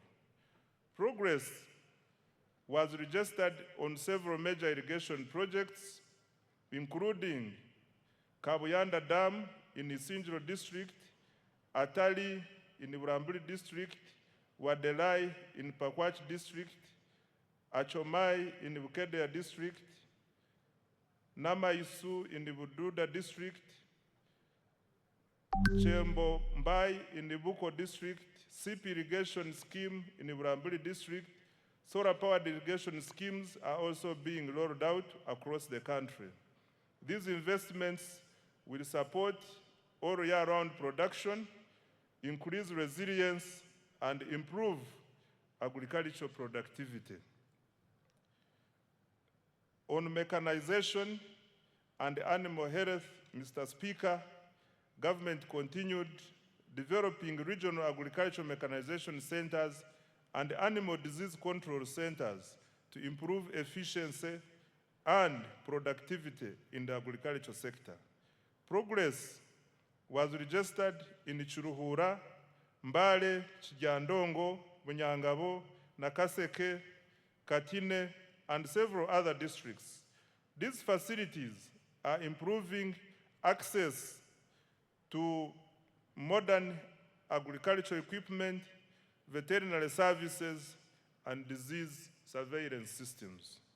On expanding commercial coffee production, Mr. Speaker, sir, coffee remains one of the Uganda's most important export commodities.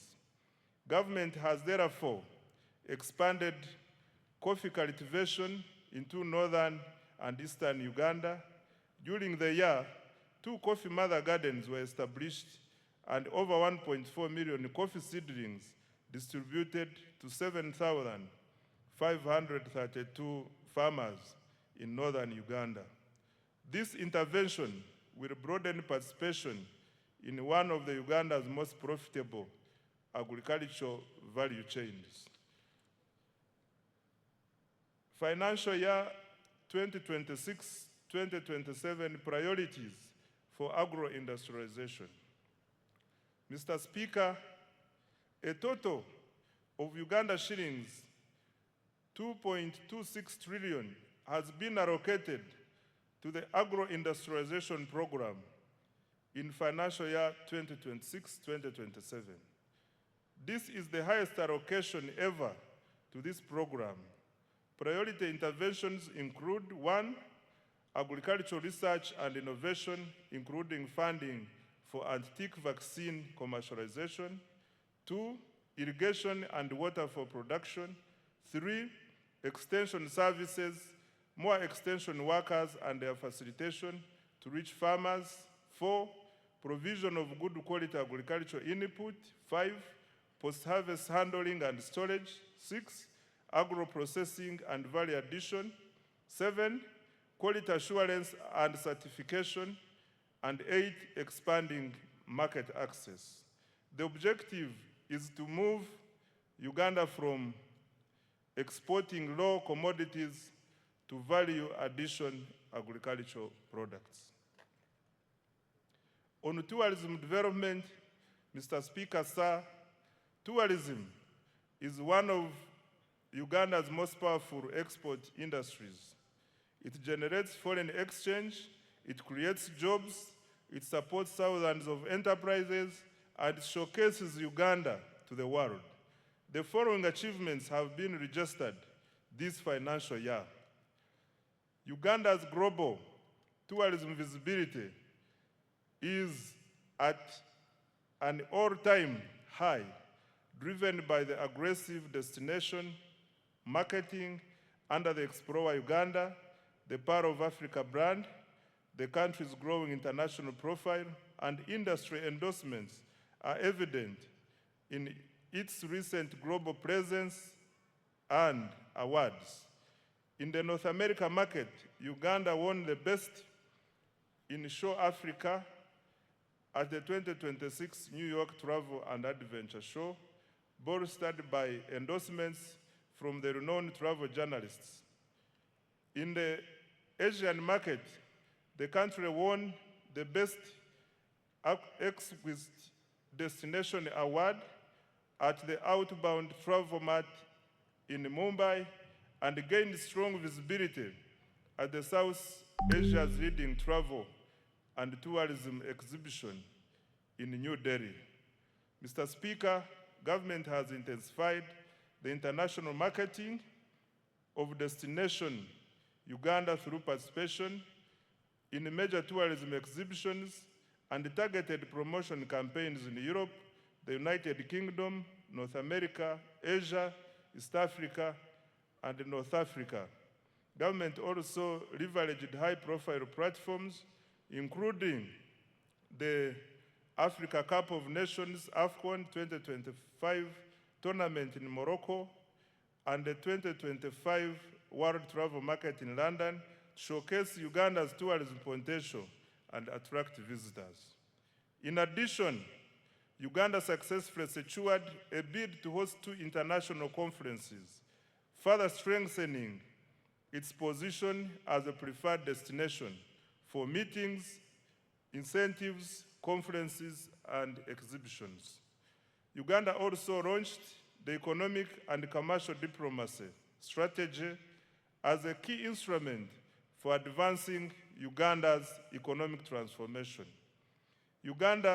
Under this strategy, Uganda missions abroad have been assigned clear performance targets focusing on 4 measurable economic outcomes, mainly tourism marketing, trade promotion, investment attraction, and diaspora mobilization. The economic and commercial diplomacy strategy is contributing to improved economic performance with increased international tourist arrivals and receipts foreign direct investment inflows, and merchandise export earnings.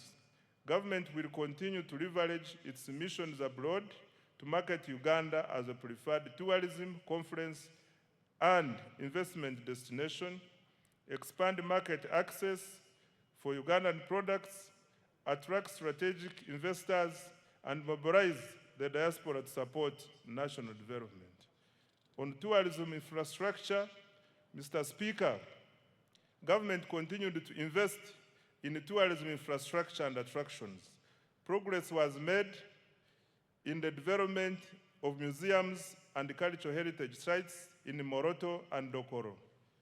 Investments are also underway in the Gwenzori Central Circuit Trail, Chitagata Hot Springs, and visitor facilities at the source of the Nile in Jinja, including an observatory deck and a modern restaurant.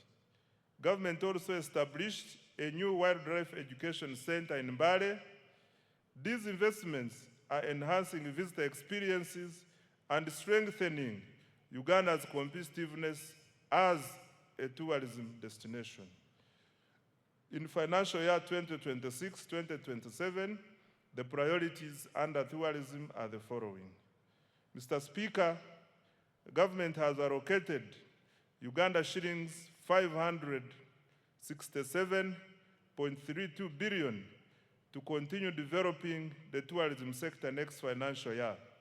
The priority interventions will include: 1, branding and marketing of Uganda as a tourism and investment destination; 2, tourism infrastructure development; 3, construction of highway sanitation facilities and tourism site refreshment centers; 4, improving and enforcing hospitality standards and training; 5, conservation and wildlife protection to increase wildlife population across the national parks; 6, health tourism; and 7, economic and commercial diplomacy.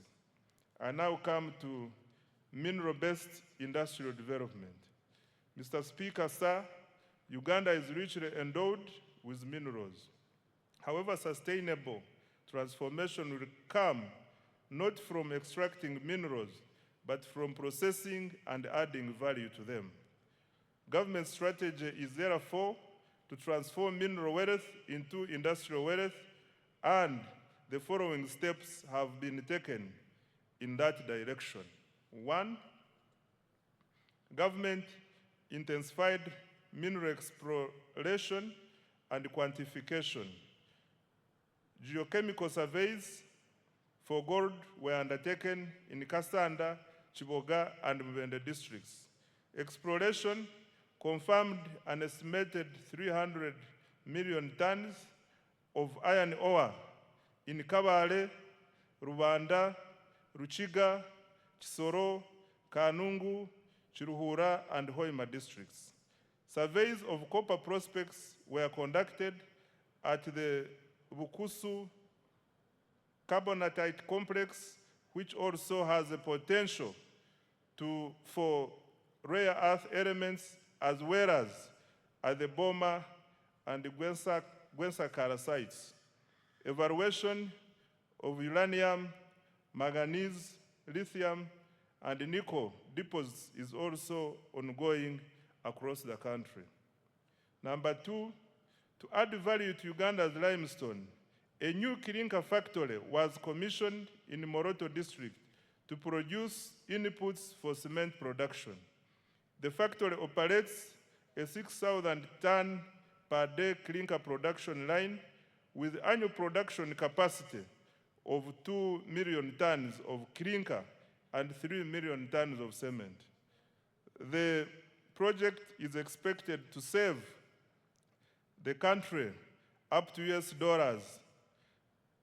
$260 million annually in clinker imports and create up to 4,000 jobs. Number 3, government continued to make substantial progress towards fast oil. Construction of the East African crude oil pipeline and the central processing facilities is at advanced stage and nearing completion. The Tilenga and Kingfisher upstream development projects also registered significant progress despite logistical challenges arising from the ongoing conflict in the Middle East. During the year, 51 additional wells were drilled, bringing the cumulative number to 199 wells, exceeding the 189 wells required for first oil production later this year.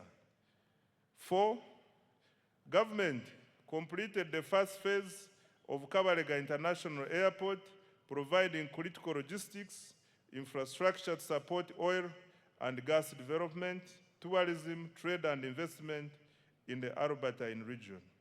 Number 5, through the Uganda National Oil Company, government continued the bulk procurement of petroleum products. This has strengthened fuel security and ensured uninterrupted supply despite disruptions in global energy markets. Consequently, Uganda experienced minimal fuel price volatility compared to several countries in the region. 6, in addition, government through UNOC acquired a 20.15% stake in the Kenya Pipeline Company. This is a strategic investment to strengthen Uganda's energy security and enhance the reliability of fuel supply. Given that over 95% of Uganda's refined petroleum products are imported through the Kenyan corridor, this investment will help secure access to critical petroleum infrastructure and support more predictable fuel supply and pricing. Financial year 2026-2027 priorities for minerals and oil and gas. Mr. Speaker, sir, Uganda shillings 473.51 billion has been allocated for mineral-based industrial development, mining, and oil and gas. And the priority areas include, number 1, continued mineral exploration, quantification, and certification. Number 2, continued capitalization of the National Mining Company. 3, establishment of the mineral market and buying centers. 4, operationalization of ECOP. And 5, development of the oil refinery. I now come to science, technology, and innovations. Right Honorable Speaker, no country has achieved rapid economic transformation without innovation. Science, technology, and innovation, including ICT and the creative arts, are critical drivers of productivity, industrialization, and competitiveness. They provide the tools to modernize production, create high-value jobs, and expand Uganda's participation in the global knowledge economy. For Uganda to achieve a tenfold expansion of the economy, STI is going to be at the center of our development strategy. Mr. Speaker, commissioning the Chira vehicle plant in Ijinja marked a major milestone in Uganda's industrialization journey and demonstrates the country's growing technological capabilities. The plant has the capacity to produce up to 2,500 buses annually. Despite being in its early stages of operation, Chira Motors has already made bus sales worth Uganda shillings 21.6 billion and received orders for 450 buses from Uganda and the region. The quality and reliability of its products were further demonstrated through the successful Par to Cape electric expedition, during which the Kayora electric bus traversed more than 13,000 kilometers across Africa. Mr. Speaker, to date, more than 25,000 electric vehicles, including buses, motorcycles, and bicycles, have been produced locally with up to 40% local content. In a further boost to the sector, Solar Power completed the construction of East Africa's first production-scale lithium-ion battery assembly plant in Uganda. This has strengthened domestic manufacturing capacity and positioned the country as a regional hub for electric mobility and clean energy technologies. On pharmaceuticals and biotechnology, Mr. Speaker, government continued to strengthen pharmaceutical manufacturing and biotechnology as part of the efforts to build a competitive pathogenic economy. Uganda is deliberately supporting the domestic production of medicines, vaccines, diagnostics, and other health products, while promoting research, innovation, import substitution, export growth, and resilience in the health sector.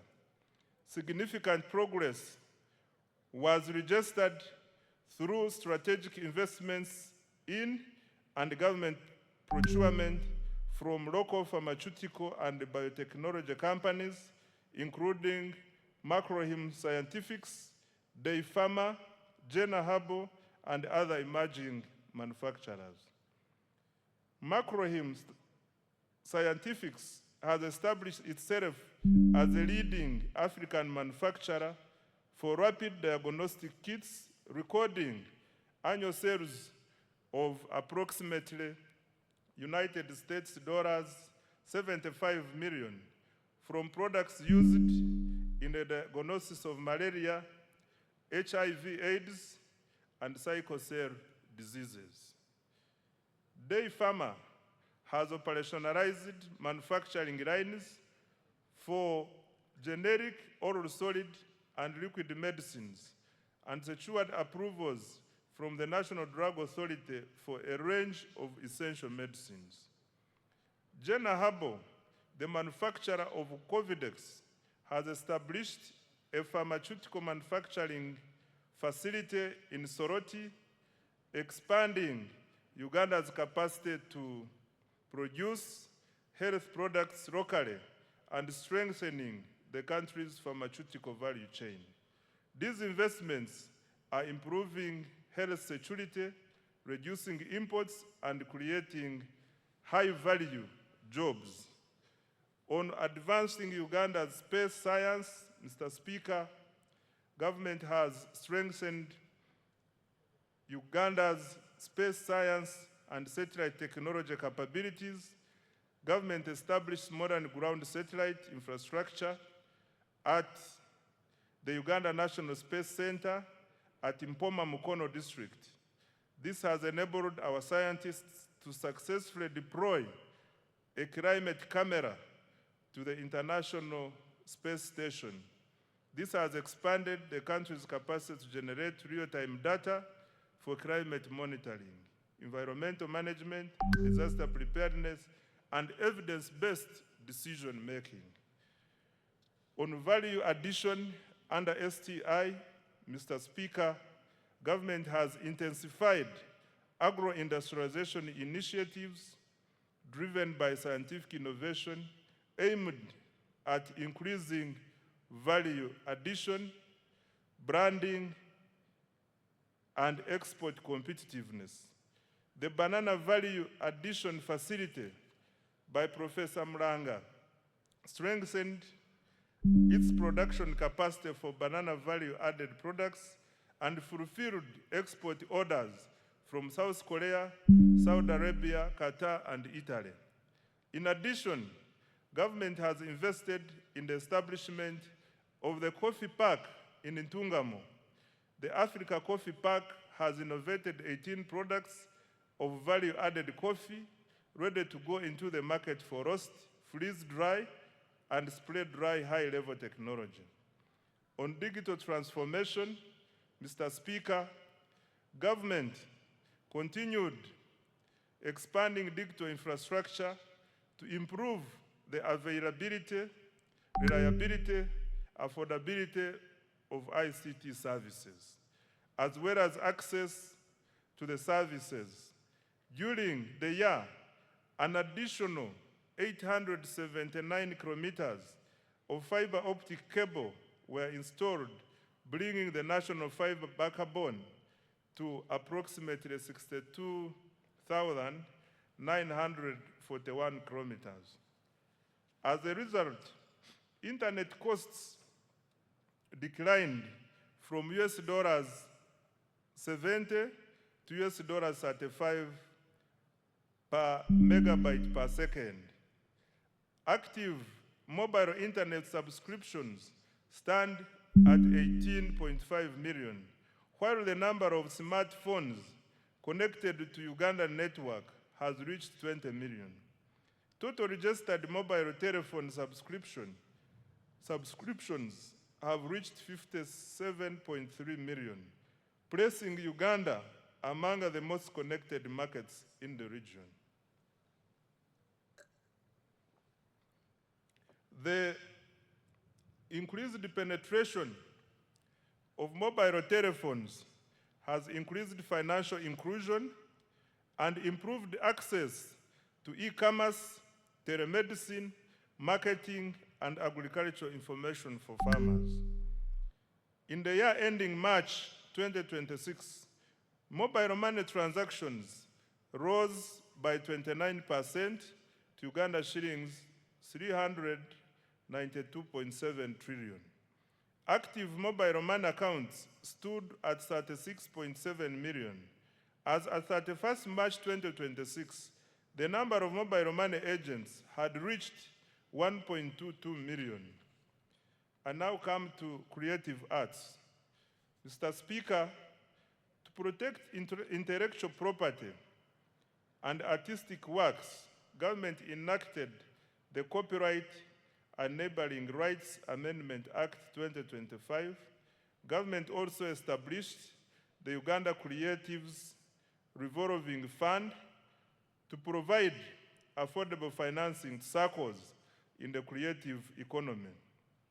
By December 2025, approximately Uganda shillings 18.99 billion had been disbursed to 50 circles of musicians, benefiting 3,047 individuals, of whom 62% are youth and 43% are women. Government is also finalizing the acquisition of a dedicated home for creative artists to serve as a common user facility for young talents to create wealth and jobs. The priorities for financial year 2026-2027 under STI, ICT, and creatives are the following. Mr. Speaker, Uganda shillings 1.140 trillion has been provided in the new budget for science, technology, innovation, ICT, and the creative industries. The priorities next financial year include: 1, commercialization of innovations, especially Chira, motor vehicles, coffee, dairy farmer, drugs, and vaccines, and banana products. Number 2, establishment of a high-tech city. 3, additional investment in science, research, and innovation. 4, expansion of digital infrastructure to increase coverage, reliability, and affordability of internet, government services, and e-commerce. 5, growth of business process outsourcing for job creation. 6, expanding the free-to-air TV signal. And 7, strengthening intellectual property protection. I now come to enablers. Mr. Speaker, government also continued to invest in the key enablers of socio-economic transformation in line with the NDP 4 and the 10-fold growth strategy. These include human capital development, infrastructure, security, and the rule of law, as well as domestic revenue mobilization to finance the transformation agenda. Under enabler number 1, which is peace, security, and rule of law, Mr. Speaker, peace, security, and rule of law are the foundations of development. Without peace, you cannot create prosperity. Without security and the rule of law, there is no investment. Without stability, there is no growth. Mr. Speaker, I wish to repeat this. Without peace, you cannot create prosperity.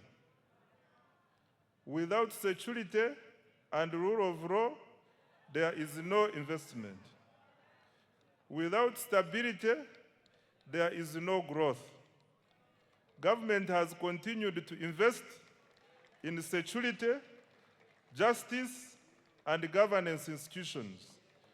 This financial year, the following milestones have been achieved.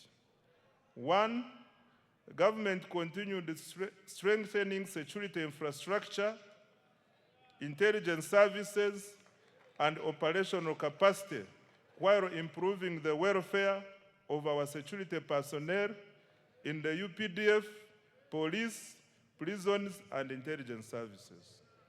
2, Uganda remains one of the region's most stable countries. Despite being an election year, reported crimes fell by 10.2% from 218,715 cases in 2024 to 196,405 in 2025, reducing the crime rate from 502 to 427 per 1,000 people. 3, Uganda continued to contribute to regional peace and security through African Union and UN peace support operations in Somalia, alongside military deployments in the Democratic Republic of Congo, South Sudan, and other places. Number 4, the 275-bed National Referral Military Hospital in Mbuya, Kampala, is now operational. It attends to an average of 150 patients per day for services including dialysis, dental care, physiotherapy, and ENT.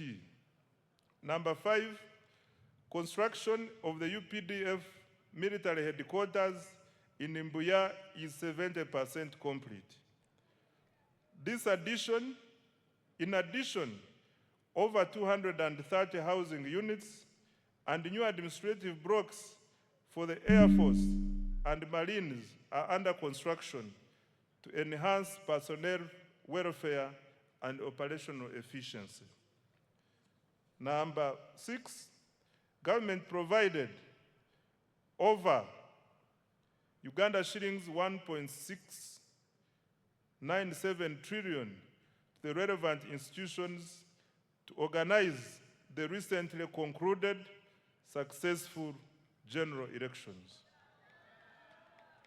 Number 7, mass enrollment and issuance of national identity cards progressed well. The total population identified with the National Identification Number NIN is 34.14 million, renewals 13.85 million, cards printed 14.67 million, and cards issued to the population 6.2 million. Beyond securing elections and supporting national security, the national ID has improved access to public services, broadened financial inclusion, and eased travel within the East African community. Number 8, cattle restocking has begun in Acholi, Lango, Teso, and Teso, targeting 16,000 households, each receiving 5 million to purchase 2 bulls and 3 heifers. To date, 2,000 households have been compensated. Financial year 2026-2027 priorities for security, governance, and rule of law are the following. Mr. Speaker, government has allocated Uganda shillings 10.21 trillion security, governance, and rule of law institutions for financial year 2026-2027, and the priority interventions include: 1, continued modernization, training, and welfare of the UPDF.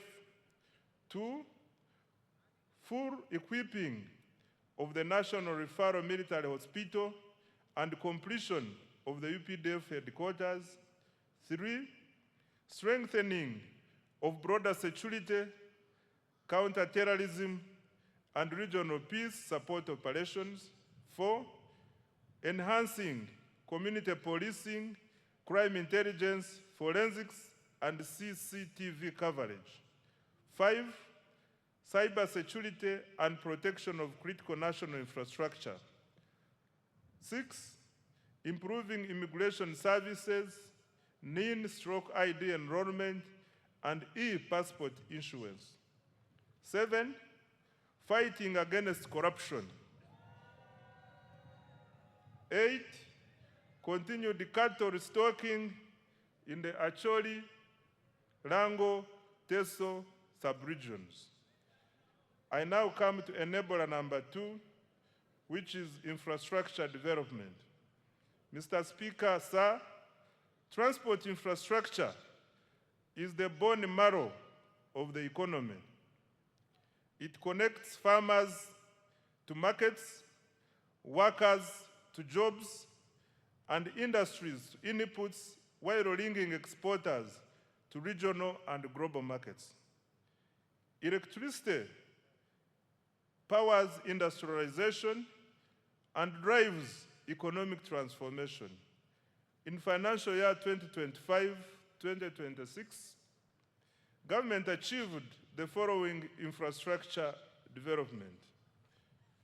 Under roads and bridges, government continued with the construction of 24 major roads, totaling approximately 1,154 kilometers, and rehabilitated a further 949 kilometers of national roads. 2, government continued developing 14 strategic bridges to enhance connectivity, improve access to socio-economic services, and support the movement of goods and people within and across regions. 3, government stepped up maintenance of national roads network. Over 7,400 kilometers of paved and 14,000 kilometers of unpaved roads were maintained through labor-based contracts, and a further 1,282 kilometers of paved and 3,146 kilometers of unpaved roads were looked after under routine mechanized maintenance.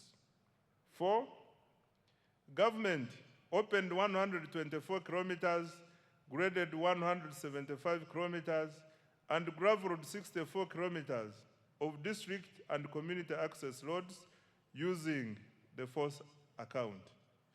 5, local governments maintained 2,700 kilometers of district and community access roads, upgraded and maintained 820 kilometers of city and municipal roads, and rehabilitated 120 kilometers of district roads. Under development of Greater Kampala Metropolitan Area infrastructure, Mr. Speaker, government has embarked on revamping road infrastructure in Greater Kampala Metropolitan Area. The target is to upgrade over 600 kilometers in the next 5 years and to maintain all major existing roads. To date, 297 kilometers of roads have been paved, several roads have been rehabilitated and maintained, and 8 major road junctions signaled to improve traffic flow and road safety. Mr. Speaker, Kampala made history as the first city in Africa to be inducted into the international network of 3 cities in the world. Government will continue building on this heritage and global recognition. In this regard, government has prioritized implementation of a cleanup exercise involving restoration of wetlands and green spaces, enforcing integrated physical planning, including pedestrian-friendly roads, enforcing trade order, and restrictions on all forms of pollution, especially noise. I now come to water transport. Mr. Speaker, government has constructed, maintained, and operated 15 ferries to connect island communities to markets and services. The Buyende Kagwara Kabiramaido ferry has commenced operations. 2 ferries on Lake Bunyonyi in Kabale are under construction and are expected to begin service by June 2027.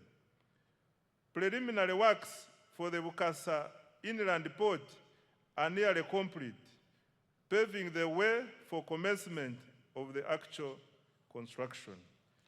On railway transport, Mr. Speaker, government has commenced construction of the 273-kilometer standard gauge railway from Maraba to Kampala. Upon completion, container transport costs from Mombasa to Kampala are projected to fall from about $3,500 to roughly $1,600, and transit time from 5 days to 1 day. Rehabilitation of the Tororo-Gulu meter gauge railway reached 66% completion, while the Kampala-Mukono section has been complete. On air transport, Mr. Speaker, with regard to air transport, physical works for Kabalega International Airport are complete. Government is now finalizing operational requirements to get the airport ready for first oil and AFCON 2027. Construction of Kidepo International Airport is underway to boost tourism in Karamoja. Phase 1 of Entebbe International Airport's rehabilitation and expansion is complete, with a new passenger terminal and expanded cargo facility. The passenger terminal capacity has risen from 2.0 million to 3.5 million travelers per year. 12 regional aerodromes have been maintained to support regional connectivity for tourism and trade. Government is strengthening Uganda Airlines as critical transport infrastructure to enhance international connectivity for tourism, trade, investment, and the diaspora. In order to enhance operational efficiency, expand and modernize the fleet, government is further capitalizing the airline by acquiring 8 additional new passenger aircrafts. The financial year 2026-2027 priorities for transport are the following. Mr. Speaker, Uganda shillings 8.79 trillion has been allocated next financial year for transport infrastructure development. And the priority areas will include, number 1, construction of the Maraba-Kampala standard gauge railway and completion of rehabilitation of the meter gauge railway. Number 2, construction, upgrade, and maintenance of national, city, district, urban, and community access roads. Number 3, construction and maintenance of strategic bridges.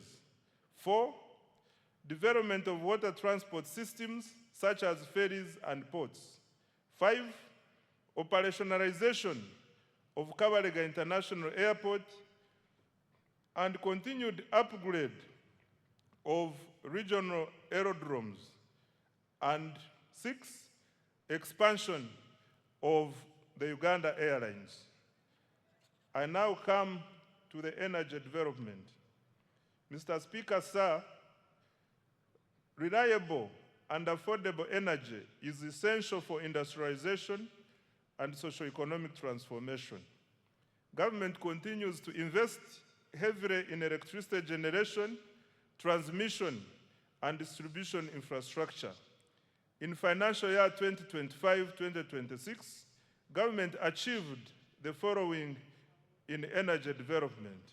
1, continued development of hydro, solar, and other energy projects, alongside preparatory work for future nuclear investments. Installed generation capacity now stands at 2,098 megawatts. And the government's medium to long-term target is 52,482 megawatts to support industrialization, urbanization, and economic growth. 2, continued expansion of energy transmission and distribution infrastructure. Completed and continued construction of multiple lines, including the Kole Guru Nebi Arua line, 132 kV, the Kampala Metropolitan Transmission Line, 132 kV, including 2 associated mobile substations, Mirama, Kabale, 132 kV, Karuma Tororo, 400 kV, Tororo Resource, 400 kV, Mutundu Entebbe, 132 kV, and Lira Guru Agago, 132 kV. Good progress has also been made on substations serving industrial parks in Mbale, Kapeka, and the Kabalega Petrochemical Industrial Park. 3, the share of households in rural areas connected to grid electricity has nearly doubled in the 3 years, from 6.8% in financial year 2021-22 to 11.4% in financial year 2024-2025. 4, through Uganda Energy Credit Capitalization Company, government commenced construction of 4 small mini hydro power sites expected to generate 5 megawatts of electricity. These sites will be completed in March 2027 and will provide reliable power to very hard to reach and remote areas. Further, under the Electricity Access Scale-Up Project, 419,592 off-grid solar connections have been made countrywide. Financial year 2026-2027 priorities for the energy sector are the following. Mr. Speaker, government has allocated Uganda shillings 2.07 trillion to energy development, and the priority interventions include: 1, expansion of generation capacity by commencing the 380 megawatt Kiba hydroelectricity plant, a floating solar plant at Isimba, and 500 megawatts of utility scale solar in the Elgon and Acholi regions. 2, preparatory work for nuclear energy generation at Buyende.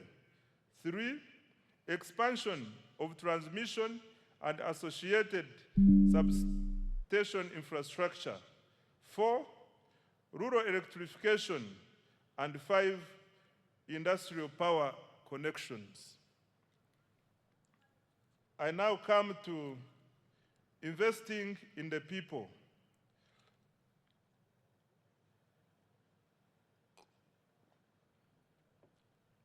Mr. Speaker,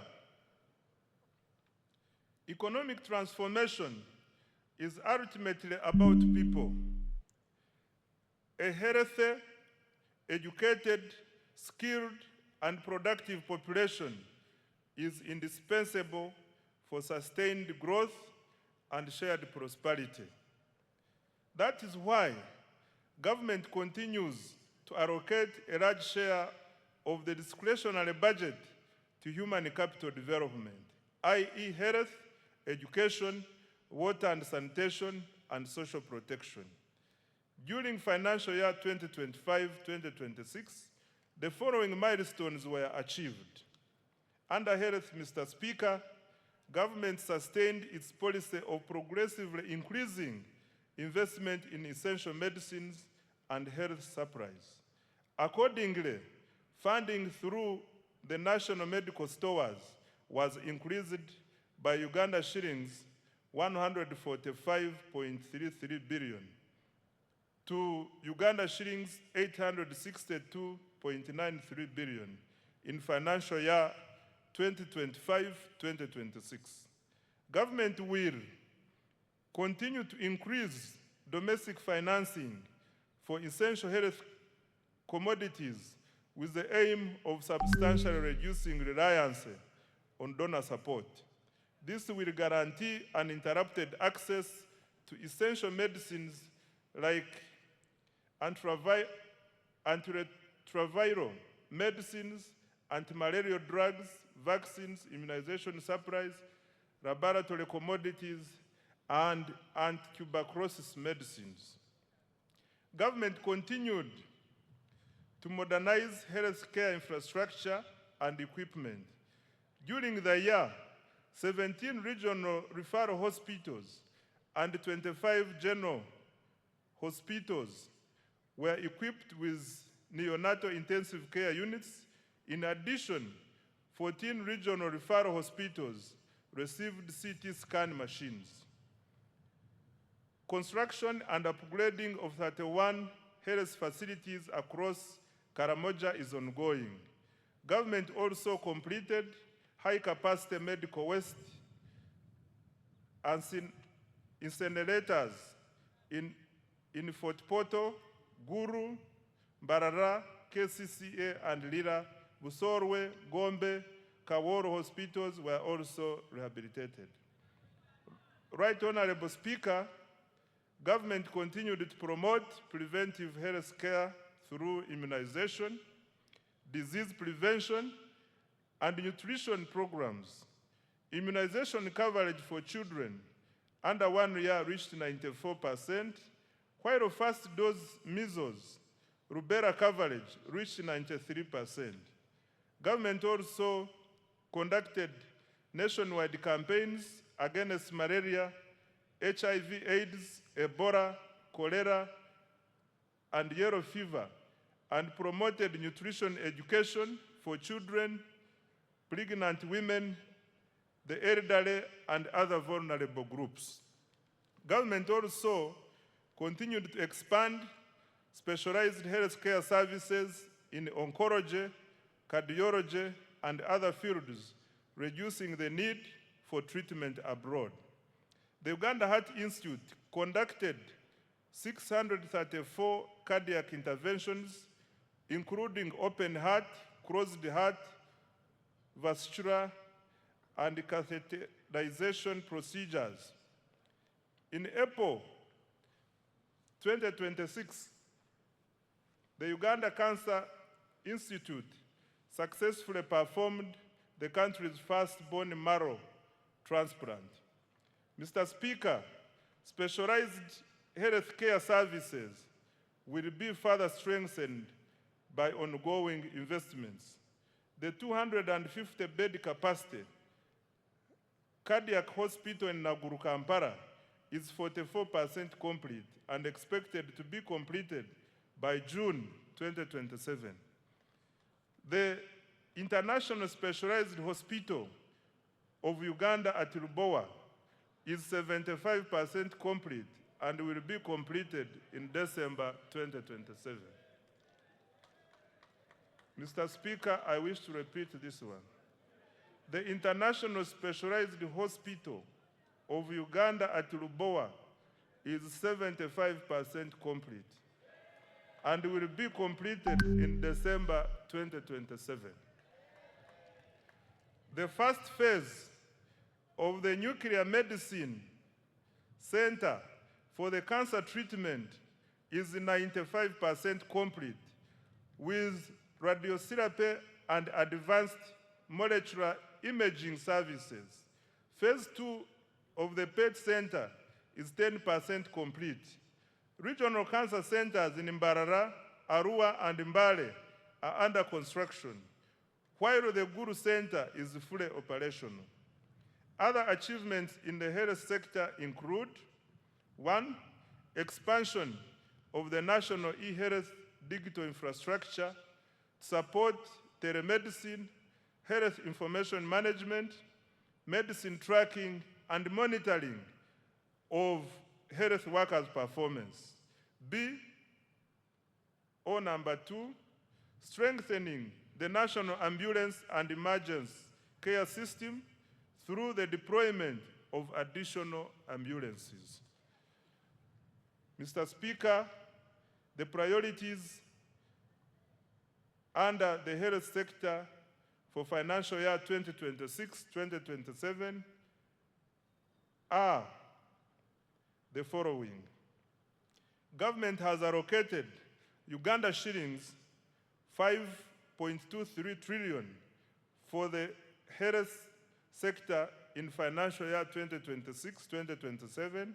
The funding will focus on number 1, maternal and child health; 2, nutrition improvement; 3, expanded immunization; 4, prevention and treatment of non-communicable diseases; 5, provision of essential medicines; 6, strengthening specialized healthcare services; 7, improving emergency response systems; 8, exploring feasible pathways towards universal health coverage. I now come to water and sanitation. Mr. Speaker, access to clean and safe water remains fundamental to public health, human dignity, and economic productivity. Government has therefore continued investing heavily in water supply and sanitation infrastructure across the country. Access to improved water sources continues to expand, with 71% of households now having access. Coverage stands at 68% in rural areas and 74.5% in urban areas. Mr. Speaker, during financial year 2025-2026, safe water access was extended to 553 villages. over 200 large solar-powered water and sanitation systems, several public sanitation facilities, and fecal sludge treatment plants were completed in several districts. In addition, a number of urban water systems were expanded. Government has allocated Uganda shillings 1.013 trillion in financial year 2026-2027 to further expand access to safe water and sanitation services across the country. The objective is to ensure universal access to safe water and sanitation services. I now come to education, skills, and sports. Mr. Speaker, education remains the most powerful instrument for social mobility and long-term economic transformation. During the financial year 2025-2026, the following milestones have been achieved in the education sector. 1, in order to expand access to education, government continued financing universal primary education, UPE, and universal secondary education, USE. Approximately 9.52 million learners benefited from UPE, while about 995,116 learners benefited from universal secondary education and universal post-O-level education and training. 2, government completed construction of 90 additional seed secondary schools, expanded 54 existing schools, and operationalized 259 seed schools. 3, in preparation for AFCON 2027, Hoima Stadium has been completed, upgrades to Nambole Stadium are progressing well, and other required tournament facilities remain on schedule. Further construction of Akibwa Stadium is on schedule. Number 4, government has intensified investment in STEM, technical and vocational education, industry-linked skills development, and digital literacy. In financial year 2026-2027, priorities for education, skills, and sports, Mr. Speaker, are the following. Next year, government has allocated Uganda shillings 6.66 trillion to further improve education of Ugandans. Priorities will include: number 1, access to quality UPE and USE. Number 2, strengthening STEM and vocational education. 3, improving teacher welfare and training with emphasis on pre-primary teachers. 4, curriculum reform. 5, strengthening public universities and research institutions. And 6, completing critical sports infrastructure for AFCON 2027.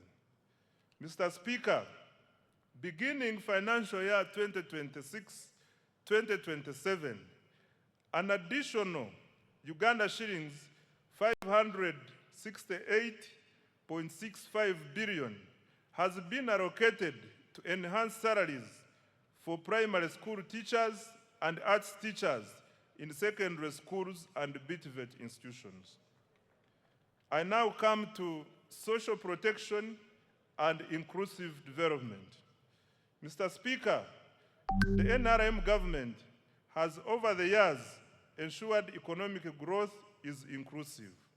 Government continues implementing targeted programs aimed at supporting vulnerable groups and expanding economic participation. The following are some of the achievements. 1, government has continued to support older persons through the Social Assistance Grant for Empowerment SAGE, which has cumulatively reached 489,673 beneficiaries, with a total of Uganda shillings 836.1 billion. In addition, the Special Enterprise Grant for Older Persons has supported 17,245 older persons with approximately Uganda shillings 13 billion. Number two, under the National Special Grant for Persons with Disabilities, 72,772 beneficiaries have received Uganda shillings 48.5 billion across 171 local governments. Three, the Youth Livelihood Program has financed 24,859 projects benefiting 275,034 youth at Uganda shillings 195.4 billion, while 57,849 youth have benefited from the Youth Venture Capital Fund. Four, the GROW project has extended Uganda shillings 111.1 billion in loans to 4,889 beneficiaries, while the Women Entrepreneurship Program WEP has cumulatively supported 244,805 women with Uganda shillings 153.5 billion. And five, government has continued to negotiate bilateral labor agreements to protect workers' rights, promote decent work, and expand overseas employment opportunities for skilled Ugandans.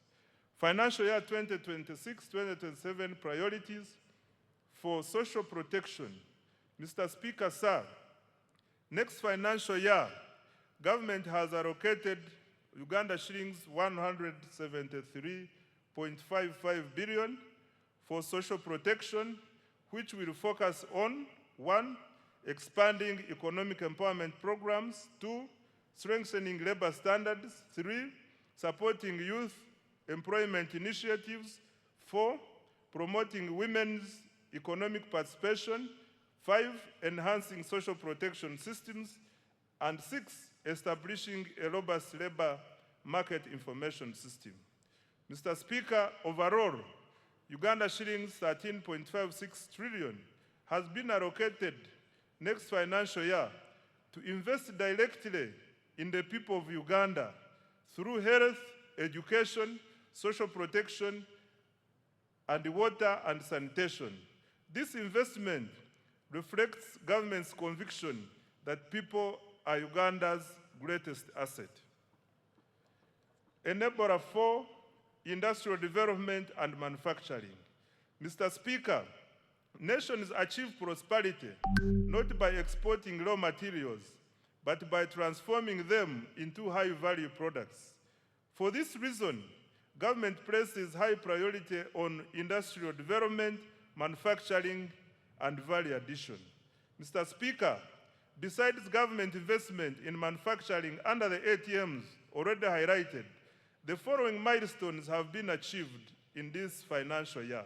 1, government continued investing in the development of industrial parks. The aim is to lower investors' establishment and operating costs and drive industrial growth. As a result, the number of formal factories has cumulatively risen from 10,437, of which 6 have cumulatively risen to 10,437, of which 690 are located within industrial parks. 2, government continued capitalizing Uganda Development Corporation to de-risk private investment in critical areas. UDC's capital investment have surpassed Uganda shillings 1.5 trillion with co-investments across key value chains, including textiles, i.e. fine spinners, agro-processing, i.e. Biyinzika Enterprises Limited, and Bukona Agro-Processing, and pharmaceuticals, East African Medical Vitals Sanga, Vetchem Limited, and Alphasan Uganda Limited. 3, government through UDC also invested in the local construction sector. UDC invested in Abubakar Technical Services, the Ugandan firm delivering key national roads, including Busunju Chiboga Hoima, 145 kilometers, and Matugasemu to Kapeka, 41 kilometers, among others. UDC also invested in Etats Construction Company, currently constructing the Bujiri Namutumba Road, 24 kilometers, and the Buwenge Kaliro Road, 48 kilometers, among others. 4, government completed the special economic zone at Entebbe International Airport to promote high-value exports. Several farms, particularly in the fresh produce exports and light manufacturing, are setting up operations. 5, continued expansion of presidential zonal hubs, which are tackling youth unemployment by providing practical industrial and vocational skills. To date, 82,790 youth have been trained, and the number of hubs has grown to 28 nationwide. Mr. President, I thank you so much for this initiative. Financial year 2026-2027 priorities for manufacturing and industrial development. Mr. Speaker, government has allocated Uganda shillings 1.03 trillion to the manufacturing program for financial year 2026-2027.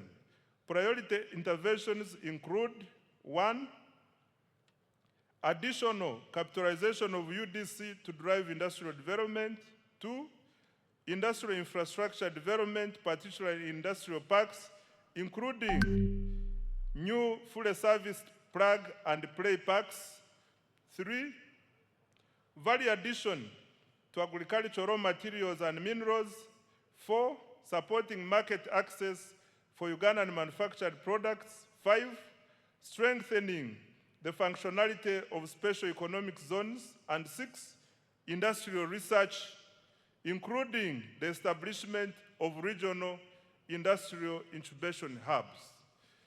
Under market access for wealth creators, Mr. Speaker, wealth creators need access to both domestic and export markets. Expanding the domestic market requires higher household incomes and increased purchasing power to stimulate demand for locally produced goods and services. Export growth, on the other hand, requires deeper regional integration to access larger markets within the East African Community, COMESA, and the African Continental Free Trade Area.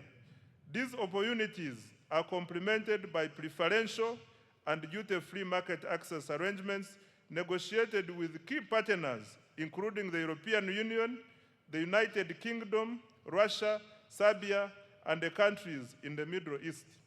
To expand both domestic and export markets, government will continue investing in standards, quality assurance, certification, and market intelligence to enhance the competitiveness of Ugandan products and services. To this end, government has so far implemented the following. Number 1, strengthen certification services to enhance efficiency. Additional personnel have been recruited and trained to increase capacity of the Uganda National Bureau of Standards to undertake certification, surveillance, and enforcement of standards. Following automation, the turnaround time for import inspection reduced from 3 weeks to 4 hours. Production testing reduced from 30 days to 14 days. And product certification reduced from 180 days to 45 days. 2, decentralization and modernized certification services to enhance access. Construction and equipping of engineering testing laboratories is ongoing and expected to be completed by September 2026. Government also commenced construction of regional laboratories in Mbale, Guru, and Mbarara. 3, developed 450 standards for products and services and issued permits to 4,500 products. 4, trained 750 micro, small, and medium enterprises in value addition and processing and certified 750 products. 5, completed construction and equipping of an international accredited national meteorology laboratory at Uganda National Bureau of Standards. The laboratory is being used to calibrate equipment used in the National Food Safety Laboratory and other agro-food processing laboratories and industries. 6, commenced operations of the Petroleum Laboratory in January 2026. Over 40 product samples of petroleum products have since been tested. Mr. Speaker, priority interventions for financial year 2026-27 include: 1, development of quality assurance infrastructure, the euro 163.56 million enhancement agricultural production, quality and standards for market access project. 2, strengthening the capacity for development of standards and certification of products and services. 3, completing construction and equipping of the engineering laboratory and continuing construction of regional laboratories. And 4, accrediting private laboratories to increase access. I now come to environmental protection and disaster management.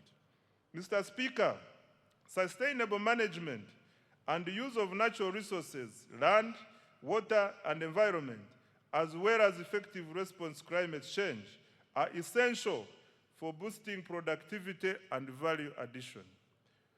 To cushion Ugandans and our economy from climate shocks, government invested Uganda shillings 9.6 billion this financial year in early warning systems, hazard mitigation, and emergency relief items for affected households. Government also invested heavily in water for production facilities to protect our farmers during drought. Mr. Speaker, sir, in order to protect and restore wetlands, government undertook the demarcation of 104 kilometers of wetland boundaries and restored 15,000 hectares of degraded wetlands. A total of 8,319 hectares of graded Central Forest reserves were demarcated alongside 404 kilometers of forest boundaries to enhance the protection and management of forest resources. Mr. Speaker, the safeguard of our environment and adapt to climate change, government has, Mr. Speaker, to safeguard our environment and adapt to climate change, government has allocated Uganda shillings 494.08 billion next financial year. These funds will protect 1.26 million hectares of forest reserves and wetlands, restore 10,000 hectares of degraded wetlands, and demarcate critical river banks and lake shores, particularly along the Nile. We will also upgrade meteorological services and early warning systems to deliver accurate forecasts for agriculture, aviation, and climate monitoring. In addition, Uganda shillings 361.88 billion has been allocated to the contingency fund to strengthen our national disaster response next financial year. I now come to administration of justice. Mr. Speaker, under the administration of justice program, the following achievements were recorded. 1, expanded access to justice with the proportion of districts having complete justice service points rising from 79% in financial year 2020-2021 to 89%. This was achieved by operationalizing new high court circuits now at 29 and establishing 10 additional magistrates courts now totaling 268, including in the island communities. 2, decentralization of the Court of Appeal is underway in Mbarara and Guru to improve regional access to appellate justice.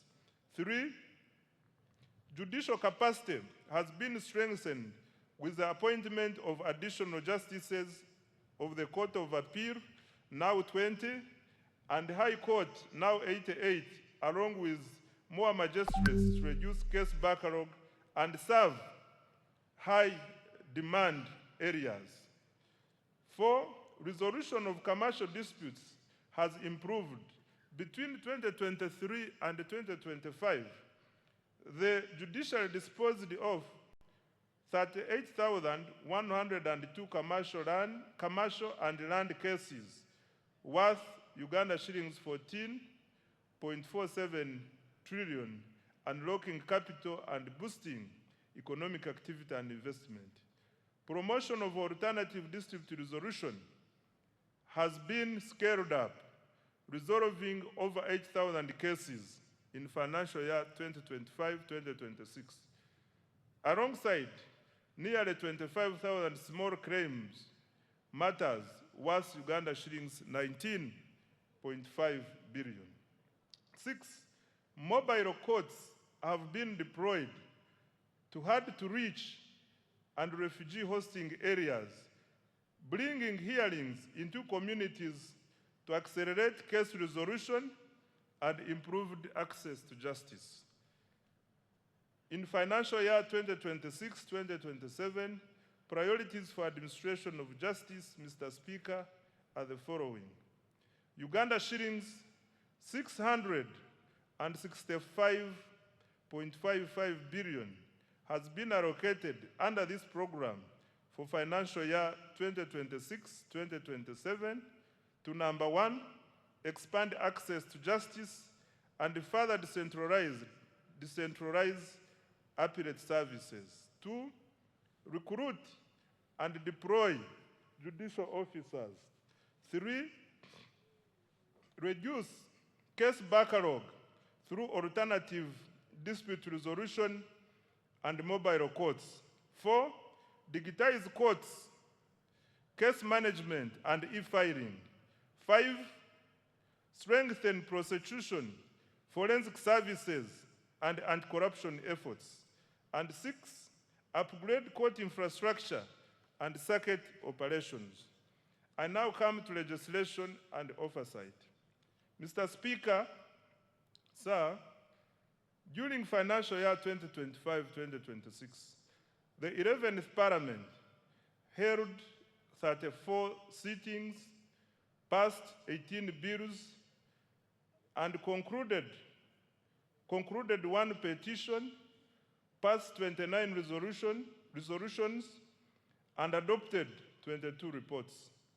Most importantly, the turnaround time for enacting legislation has reduced significantly, and I want to congratulate the 11th Parliament upon this achievement. Next financial year, government has allocated Uganda shillings 1.23 trillion to enable Parliament to fulfill its constitutional mandate of legislation, appropriation, oversight, and effective representation. I now come to key implementation reforms. Mr. Speaker, achieving tenfold growth requires more than investment. It requires discipline, it requires accountability, it requires efficiency, and it requires integrity. Government will therefore undertake a comprehensive implementation reform agenda aimed at eliminating waste, corruption, delays, and inefficiency. In this regard, government is implementing a cleanup.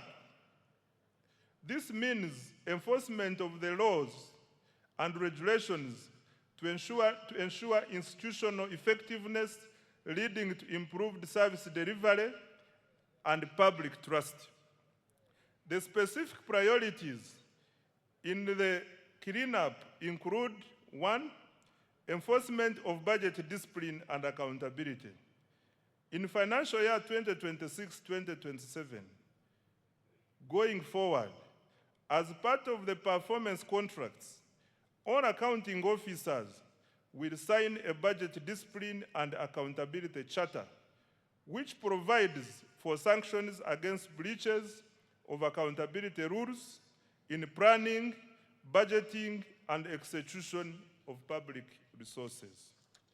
2, combating corruption through procurement reforms, digitization, strengthening internal controls and audits, and ensuring transparency to facilitate accountability.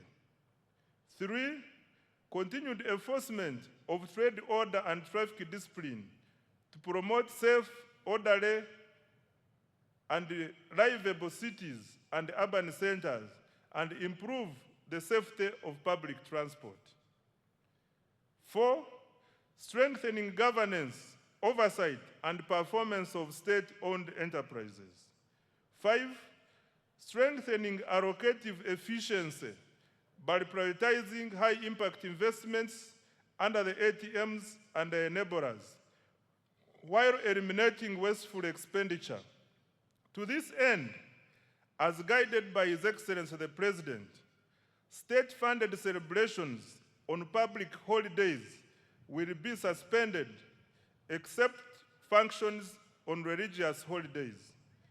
Going forward, public holidays will be observed without official ceremonies. 6, centralizing the management of counterpart funding under the Treasury to safeguard funding for priority projects. 7, implement the Contributory Public Service Pension Fund to attain fiscal sustainability of the management of pension liabilities for government workers. I now come to the financing of the budget for financial year 2026-2027. The financing strategy for financial year 2026-2027. Mr. Speaker, the financing strategy for financial year 2026-2027 seeks to create additional fiscal space to finance government priorities while maintaining debt sustainability.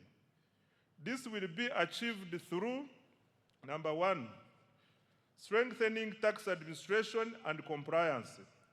2, introducing targeted tax policy measures to increase domestic revenue. 3, mobilizing concessional financing from development partners and international financial institutions. And 4, expanding alternative sources of financing, including public-private sector partnerships, venture capital, innovative instruments such as Sukuk, and listing of commercially viable public enterprises on the stock exchange. Resource envelope.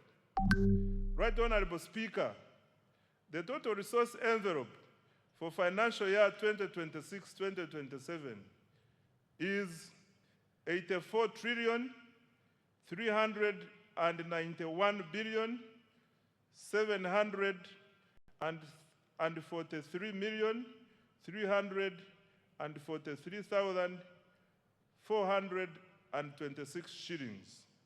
This is detailed as follows. 1, domestic revenues, Uganda shillings 45.96 trillion, of which 40.16 trillion is tax revenue,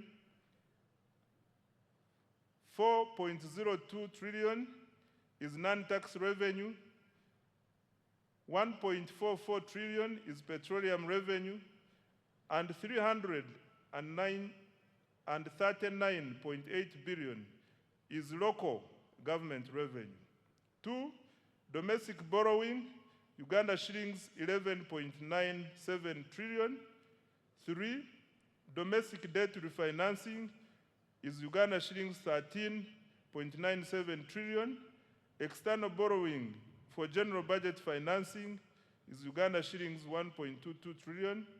And external financing for projects is Uganda shillings 11.27 trillion. Expenditure allocations. Mr. Speaker, a summary of the allocations of the above resources is as follows. 1, wages and salaries, Uganda shillings 9.709 trillion. 2, non-wage recurrent expenditure, Uganda shillings 33.276 trillion, which also includes operational funds for institutions, financing for all wealth creation funds, financing for science and technology investments, grants for education and health, medicines, maintenance of infrastructure, and interest payments, among others. 3, development expenditure, Uganda shillings 22.054 trillion. 4, domestic debt refinancing 13.967 trillion. 5, debt amortization, Uganda shillings 4.181 trillion. 6, domestic debt repayment to Bank of Uganda, Uganda shillings 547 billion. 7, domestic arrears, Uganda shillings 317 billion. And 8, local government expenditure from own revenue, Uganda shillings 339.8 billion. Mr. Speaker, details of the resource envelope and expenditure allocations by vote for financial year 2026-2027 are provided in annexes 1 and 2, respectively, of this speech. The budget for financial year 2026-2027, totaling to 84.39 trillion, has therefore increased by Uganda shillings 2.78 trillion from the revised budget of Uganda shillings 81.61 trillion for financial year 2025-2026. I now come to the tax measures for financial year 2026-2027. Mr. Speaker, sir, let me now highlight the key tax policy measures as approved by Parliament to support domestic revenue mobilization, investment, job creation, and economic growth. Under income tax, Mr. Speaker, Parliament approved the following income tax measures. 1, extension of income tax exemption for Bujagali Energy Limited until 2032 to support affordable electricity tariffs at an estimated revenue cost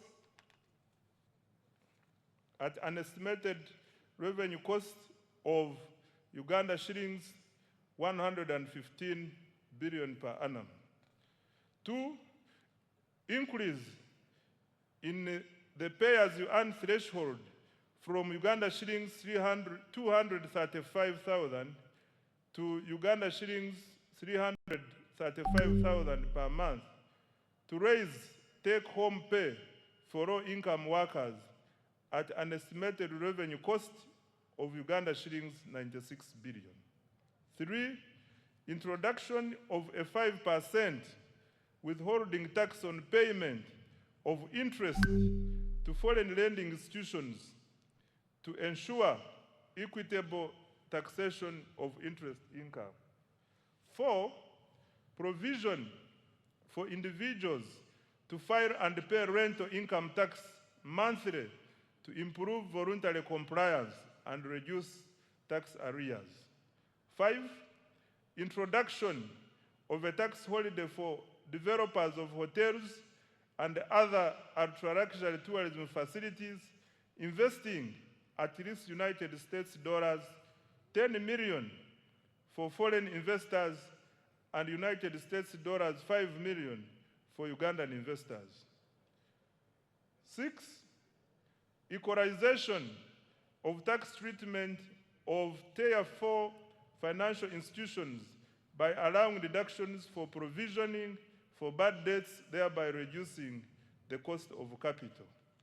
Under value-added tax VAT, Mr. Speaker, Parliament approved the following VAT measures. 1, increase in the annual VAT threshold from Uganda shillings 150 million to Uganda shillings 300 million to ease compliance for small businesses and improve tax administration efficiency. This measure is projected to generate Uganda shillings 349 billion. 2, extension of VAT deferment to inputs used in iron ore processing to support mineral value addition and industrialization. Under excise duty, Mr. Speaker, Parliament approved the following excise duty measures. 1, increase in excise duty on diesel and petrol by Uganda shillings 200 per litre to generate Uganda shillings 450 billion in revenue. 2, increase in excise duties on selected products as follows. 1, alcoholic drinks like Uganda Waraji, Black Label, Cognat, and Amarula from Uganda shillings 1,700 to Uganda shillings 3,500 per litre to generate Uganda shillings 85 billion. 2, motorcycles at first registration from Uganda shillings 200,000 to Uganda shillings 500,000 to generate 26 billion. 3, single-use plastics from 2.5% or $70 per ton to 25% or $1,500 per ton to protect the environment and raise 10 billion. 4, cooking oil from Uganda shillings 200 to Uganda shillings 400 per litre to generate 25 billion. 5, cement from Uganda shillings 500 to Uganda shillings 750 per 50 kilograms per bag to generate 15 billion. And 6, sugar from Uganda shillings 100 to Uganda shillings 200 per kilogram to generate 25 billion. Introduction of excise duty on selected products as follows. 1, locally manufactured paints and varnishes at 3% or shillings 50 per litre or kilogram, whichever is higher, and imported paints and varnishes at 10% or Uganda shillings 2,000 per litre, whichever is higher, to generate 24 billion. And cooking fat at shillings 500 per litre or kilogram to generate 15 billion. On stamp duty, Mr. Speaker, a modest stamp duty has been introduced on the first registration and transfer of motor vehicles and motorcycles as follows. 1, motorcycles, tricycles, and quadricycles, Uganda shillings 30,000. And 2, any other motor vehicle, Uganda shillings 200,000. This will generate Uganda shillings 30 billion. Under the Tax Procedures Code Act, Mr. Speaker, Parliament approved the following tax relief measures. 1, waiver of principal tax, penalty, and interest owed by a taxpayer to URA as at 30th June 2016. 2, extension of the waiver of interest and penalties outstanding as at 30th June 2025, provided the principal tax is paid by 30th June 2027. On external trade, Mr. Speaker, Parliament approved an increase in environmental levy on imported used clothing from 15% to 30% of cost insurance and freight, CIF value, to support local manufacturing as well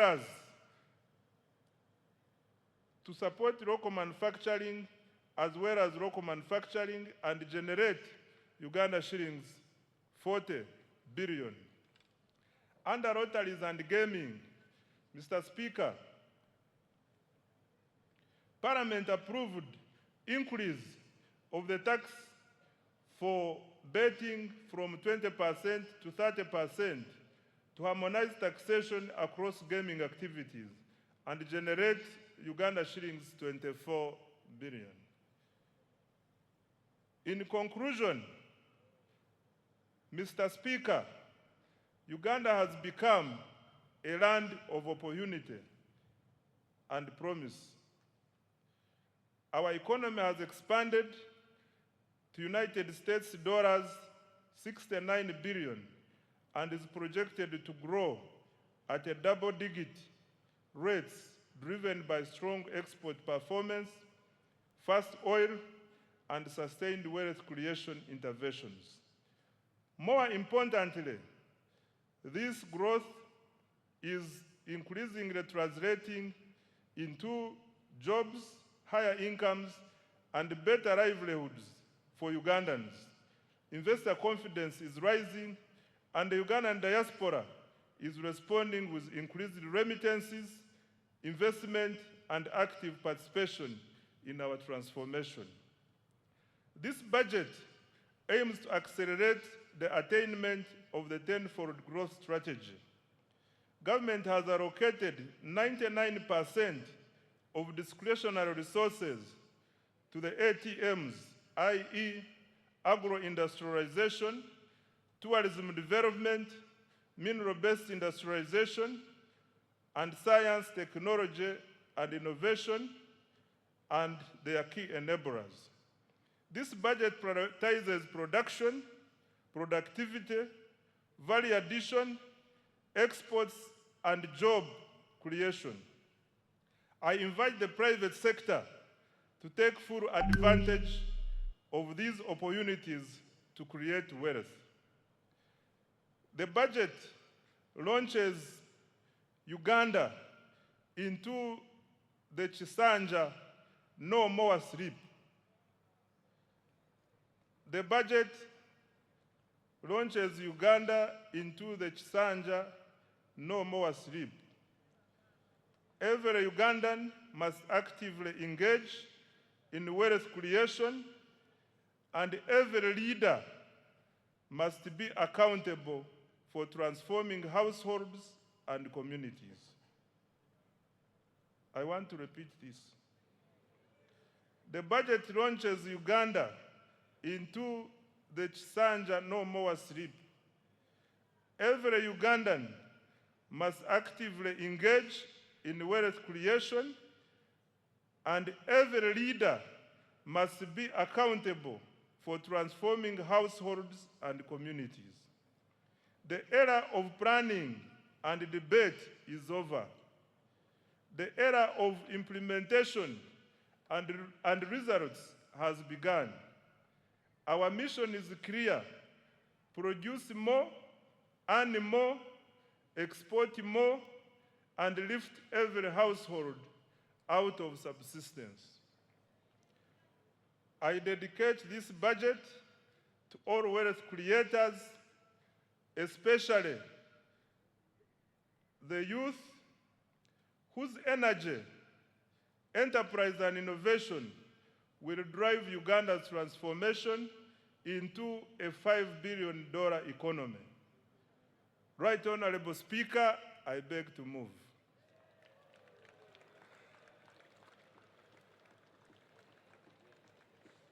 Thank you very, very much. I was wondering what you were drinking. I realized it was Uzima, Uzima water that gave you extra strength. Thank you very much. Make the Honorable Minister of Finance feel welcome and appreciated for the good work. Thank you, Honorable Minister, and by extension, His Excellency the President, for your clear delivery of the budget speech for the 2026-2027. As I'm made aware already that every member of Parliament has a text as the budget speech already. I urge you to take note of the government's budgetary priorities and related matters for the coming financial year. This will greatly inform our legislative oversight. Honorable Minister, thank you once again. I didn't know you could stand for that long. Item number 7, remarks by His Excellency the President. Honorable members and distinguished guests, I now take this singular honor to invite His Excellency the President to make his remarks, to take us through the budget speech. Your Excellency, we don't take your being here for granted. You're welcome.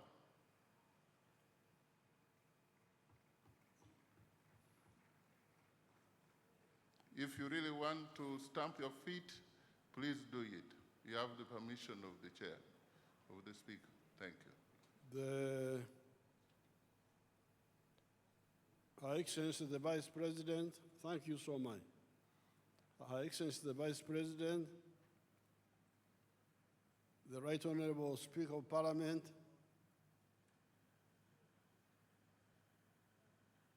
all the other political and state leaders, the religious leaders, the cultural leaders, members of the diplomatic corps, and all Ugandans. You have heard how the economy is performing well in spite of many problems in the world. The economy is performing well because Uganda is a very rich country. We've got a lot of potential. I saw one of the people who like writing things here and there, trying to say that we are targeting many areas of support. And I think he was trying to say that in South Korea, they concentrated on electronics and vehicles. But this is because South Korea didn't have much. They concentrated on on the little they had. With us, we have got what South Korea has and much more than that. So that's why I really don't listen so much to people who are running around panicking and so on. What is crucial is clarity here within Uganda about our potential. And the next most important thing is the African market, because when you produce, you must sell. And Africa is our sure market, and then we can add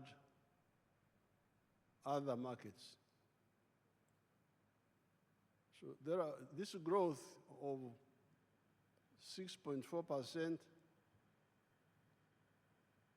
is really still modest. As you heard, next year, the growth will go to 10.2% because of the petroleum.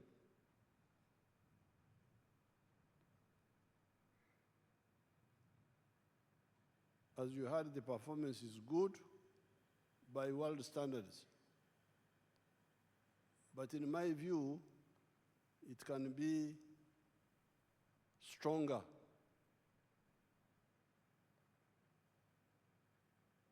I have been,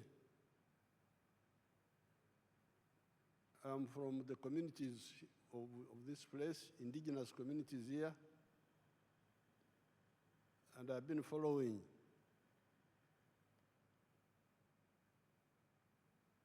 our developments for now 65 years, very closely.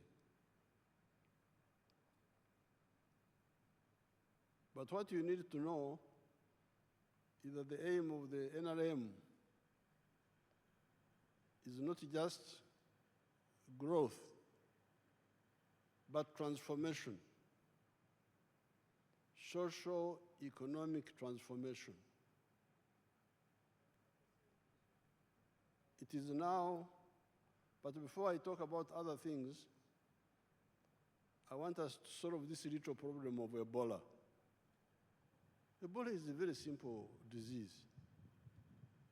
It is not like Corona, as I said last night. Corona was very dangerous because it was spreading by breathing, which meant that if you sat, the other time, I got Corona from you people in Chankwanzi. When I took a group photograph with you people without my mask, I got Corona.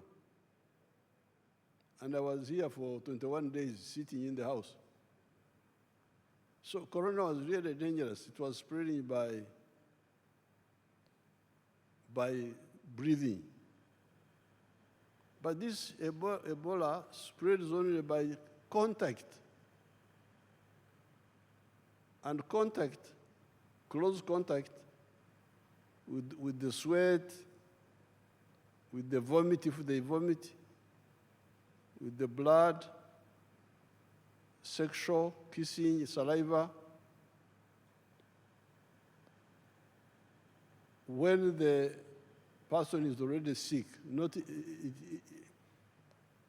showing symptoms of sickness. So therefore, really, it can be stopped. We just need to get rid of the carelessness. As I told you last night, we have had 19 cases so far. 14 from our brothers in Congo, 14 of them who came. 2 died. But those who came early, 4 of them have already recovered, the Congolese. 4 have already recovered and been discharged. The others are also recovering. They are not, our people think no more of them will die. And the 2 people who died were the Congolese from the 14. Now, the 5 Ugandans who were infected were the 4 health workers in one of the Kampala hospitals who handled the sick people without taking precautions. That's how 4 of them were infected. Carelessness. Now the 5th one, the Ugandan, was the taxi driver who drove the sick man from Hoima to here. I don't know whether he was greeting him or what, because just driving, if he sits in his chair and you sit in yours, why should he infect you? But fortunately, that driver has now recovered. So of the 4 who recovered, 4 of the 5 who recovered, 4 are Congolese, 1 is a Ugandan. And the 2 who died were all our Congolese brothers. So, and in the last 5 days, there's been no new case. This is very simple. I'm really, I don't like people who don't take life seriously. Because if you want to achieve what you want to achieve, you must be very serious with your life. And part of life is health. If you have good health, you can be able to do what you want to do. The other day I was here, I was seeing you shaking hands, hugging. These are members of parliament now, setting a bad example for all these Africans to get sick and then go in hospitals and so on, or die even. So please, I want to use this occasion to appeal to all the Ugandans to really finish this little problem of Ebola. Ebola is not a serious problem. Yes, there's no vaccine against Ebola yet. There's no direct medicine, but it is very easy to avoid, number 1. And number 2, even when you get infected, if you report early by controlling the temperature, by controlling the rehydrating you when you vomit and sweat, you can recover, like these people have recovered. So let's I appeal to all Ugandans to solve this little problem. Our brothers and sisters in Congo were coming through the borders. We stopped the buses and passenger vehicles. We only allow cargo, lorries and petrol tankers and so on. But people were coming through the border, the Panya. That's why we have discussed with the Congo government, and they have allowed us to work with them to open medical stations inside Congo near the border and announce, invite our Congolese people, anybody who is sick, come here, don't try to go to Uganda. Because when you go to Uganda, you waste time, you lose time, come here, this is nearer, and we are doing the same here as we are doing in Uganda. So we hope to finish this little problem of Ebola. But you need to set example, shaking hands, hugging. Then these pastors that they are blessing people, as if God is deaf. You can pray, God will hear you without touching people, the health workers. Many of them have died in Congo. That's what I hear. Many of these pastors.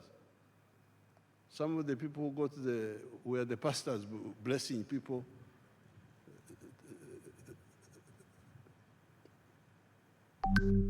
Now, coming to the budget, you need to get the strategic picture clearly. Strategic is when you plan to solve a problem from A to Z, the whole problem. Tactical is how you move from A to B. Now, the strategic aim of the NRM is to transform Ugandans.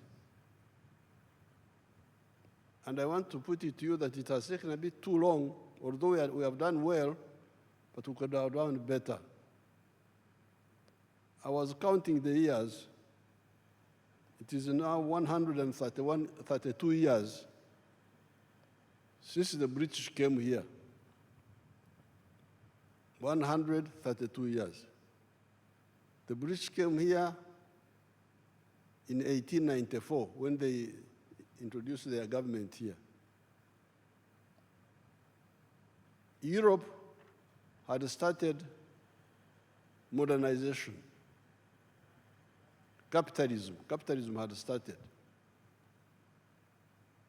The money economy we are talking about had started. It is now 132 years from 1894. The British were trying to involve our grandparents and our great-grandparents into the money economy, and our parents. By 1962, only 9% of the homesteads were in the money economy. After almost 70 years, only 9% were in the money economy.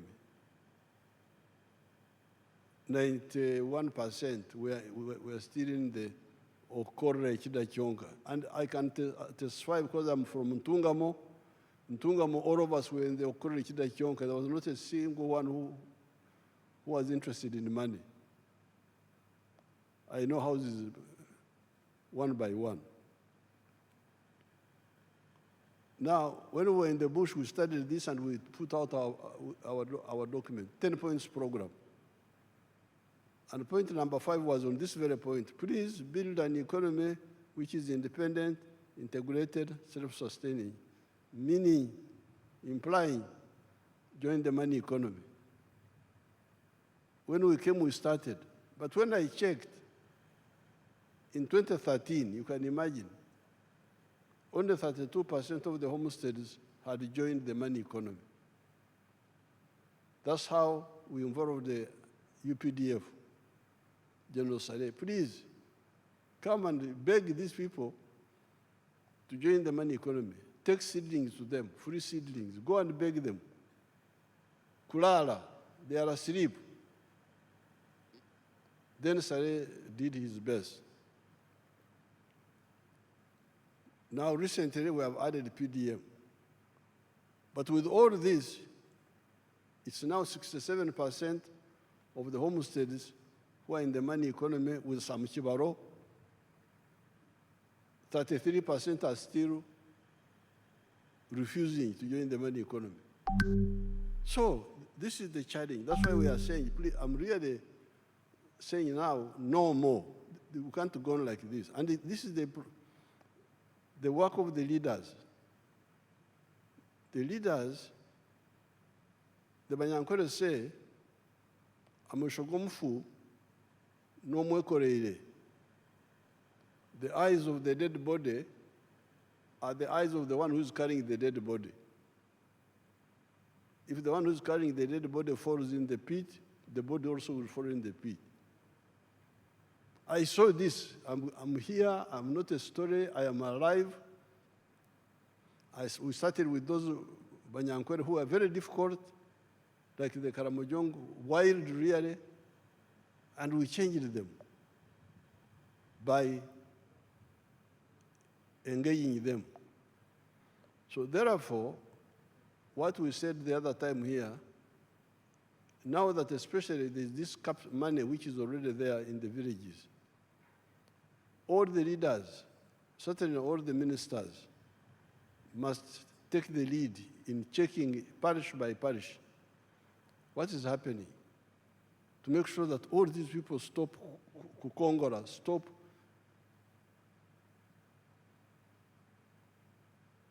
cheating us. We work, they don't work. They are there, but they want services.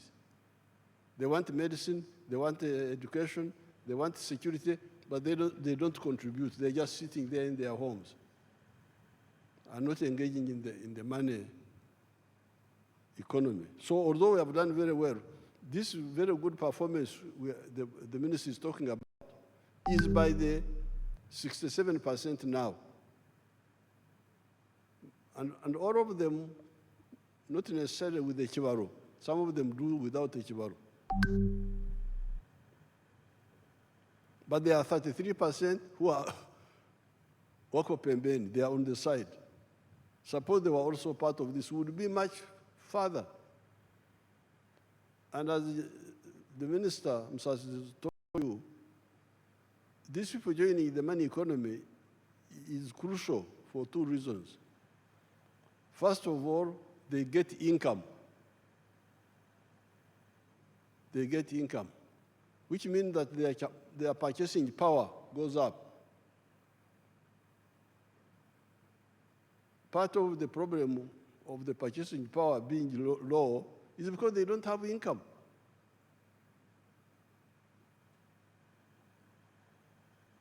I am a wealth creator. I produce milk. But if you look at the figures, the production of milk is now as I was telling you the other day, 5.4 billion liters. But the internal consumption here is only 800 million liters. So that's why you hear we say there's too much milk in Uganda, we must export. But this is an artificial situation because with 48 million people, if each one was drinking the milk he's supposed to drink, 210 liters per year, so that you keep mouth in your teeth, you keep your bones, would need 9.6 billion liters of milk. What we are producing now would not be enough. So we are saying there is surplus milk because there is underconsumption. Why is there underconsumption? Because people have no money. They can't buy. The per capita consumption now of milk is now 60 liters. 1/3 of what a human body needs.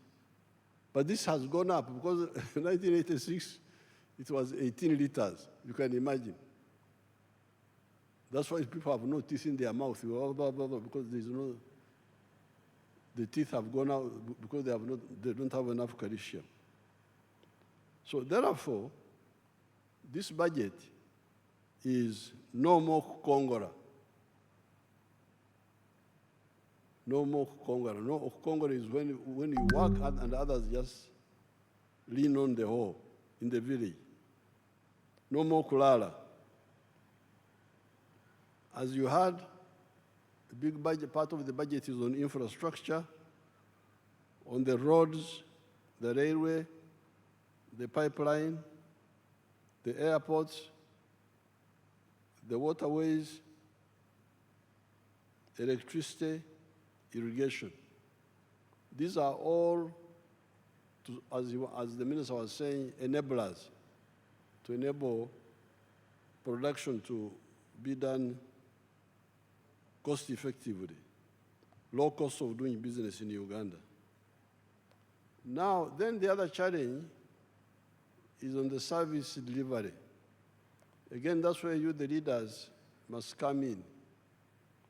Because medical care, Health Center 3, is in every sub-county. These sub-counties are in Uganda. They are not in Congo, they are not in Kenya, they are here. Why should there be no medicine in the health center? Maybe that medicine has been stolen, but the member of parliament doesn't know and doesn't follow up. And people are crying. Then you have the government officials, the Gombora chief. That's why the local government must be very, very strict.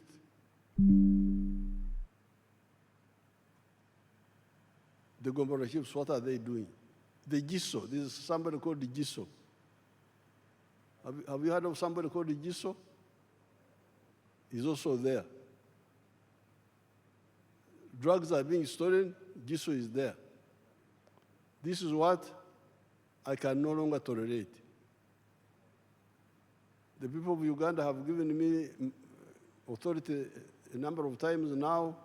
I would have to, in the past I was a bit hesitant because I was saying maybe, especially for capital, there was no capital which was being given, but now the capital is there, PDM being stolen. During the elections, I was disturbing the former Minister of Local Government, Majezi, ringing him. I got to campaign in Maracha. Instead of campaigning, people are saying, they have stolen our PDM money. I go from campaign now to, it becomes like a PDM tour. In Maracha, complaining. Then I ring Majezi, please, Majezi, come. Maracha. People are I don't even know what happened there. Buko, I was in Buko. Or was it Kwen? I think it was Kwen. Same problem. Here in Kampala, Kawempe, Buambo, where PDM money was being stolen. What is the member of parliament doing? Even the opposition ones, the ones of the NRM, I will struggle with them. But even the opposition ones, as long as you are getting allowance from parliament,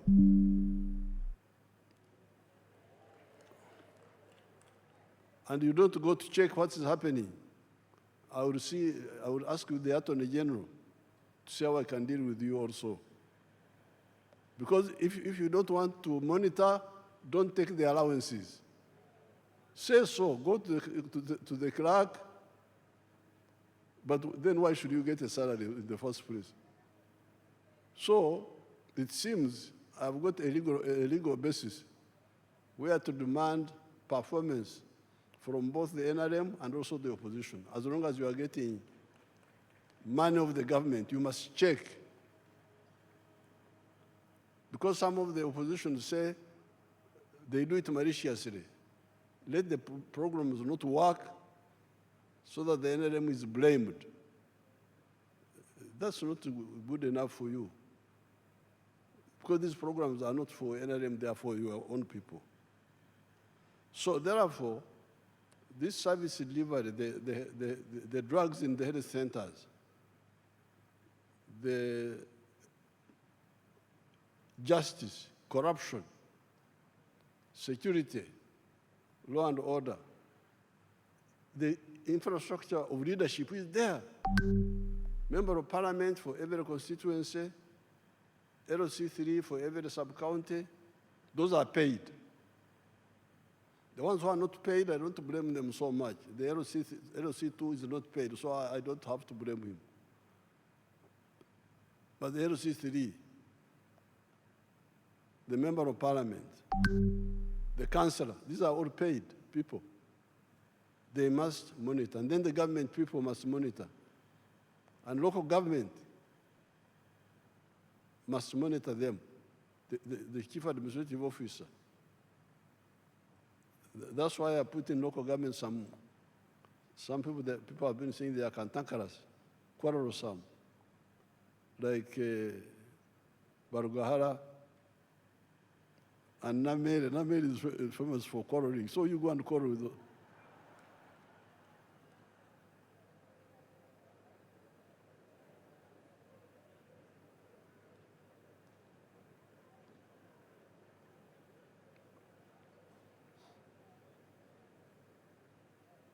Because when I went to Masaka to defend Namere, because I had to go there, say, "Uyu mwana wao mkuza batia, tana mpisa." I said that, but if the lack of mpisa is to, because in Uganda, if you say a thief, and you say you are a thief, tana mpisa. They say you should have kept quiet, the mpisa. This is how you are going to destroy the country. So please, both for economy, but also for service delivery, the leaders must do their work. Fortunately, we are going to get, apart from this money which Musas is getting from all those taxes, we are going to get also the oil money. The government will be getting an extra $1.5 billion per year as its share of the government money. Now, I'll discuss with you how to save this money, first of all, to create a sovereign fund so that it can earn money, because that's how some countries like Norway have used their money very well. Instead of using it to buy perfumes and so on, and and whiskers, they put their money somewhere and it is gaining interest. But we need to use some of it to do the crucial infrastructure, like the railway. We need to have the railway with Kenya and with Tanzania and with Congo and South Sudan and Rwanda, the ones near us, so that all heavy cargo moves from the road to the railway.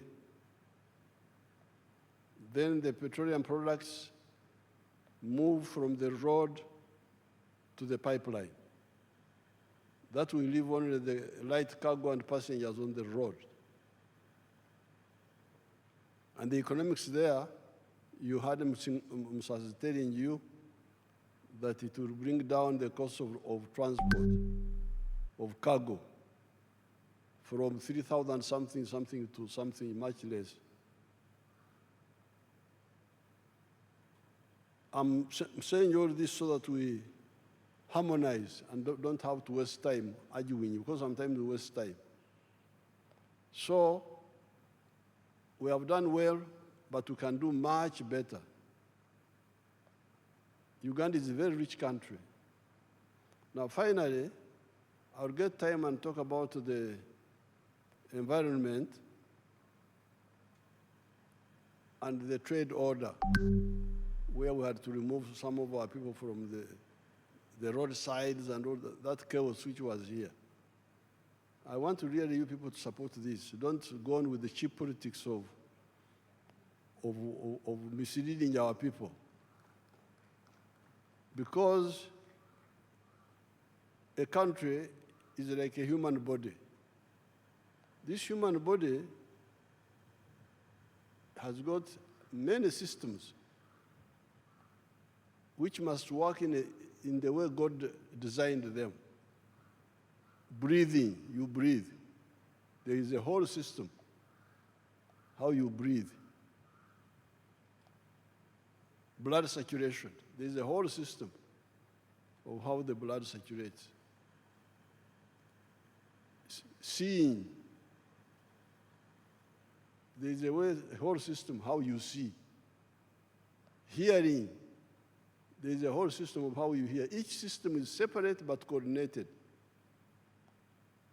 by the command post, the brain. Eating, the whole system.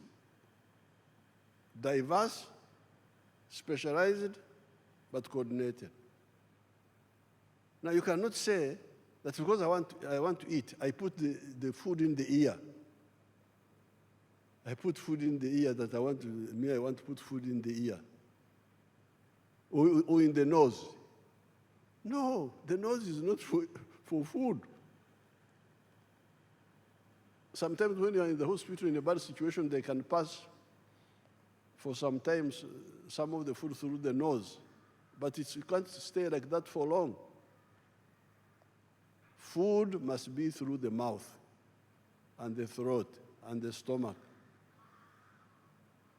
The nose is for breathing.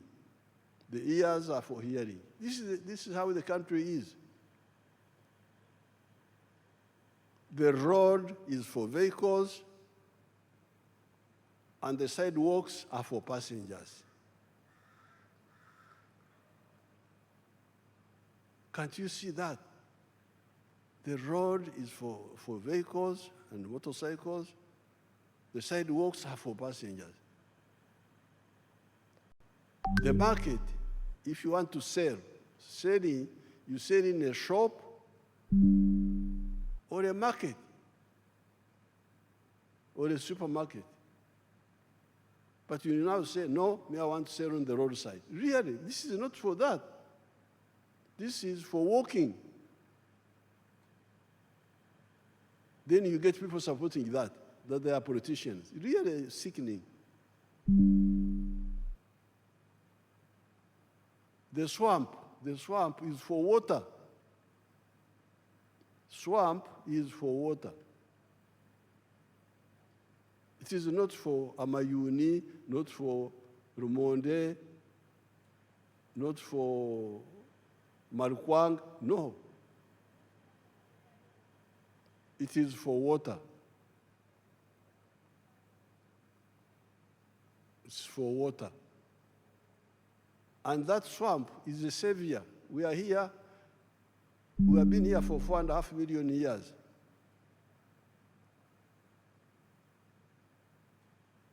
And these things came recently, the permanent buildings, vehicles. What was sustaining us were our swamps and our forests. Even when our level of science was very low, not so much, the swamps and the forests kept us here, and the grass. Now you want to destroy that, and you say you are a Ugandan? No. What are you looking for in the swamp? Swamp is for water. When the Chinese came, they misled some of our people to grow rice in swamps. This was, see how the swamp should look like. That's a real swamp. Papyrus, water, that's how it looks like, the way God created it. And we can use it like that. So therefore, this turning upside down, wanting to eat through the ear, through the nose, not through the mouth. You put food in your eye that you are eating. This is suicide. Even this Ebola you are talking about, why didn't we have Ebola in the past? I had never heard of Ebola. We had other diseases, but we have never had, historically, I've never had, except recently. And I think it is because people are invading the habitats, part of the problem, the habitats of these animals in the forest. Show them the picture of Nabanja, how Nabanja was saving Bugoma forest. They showed it a bit here. See how criminal these people are, the ones you are defending. Bugoma forest. They were showing it here, to put it back again. You see how, see how, what damage they have done. That is, you see these criminals now.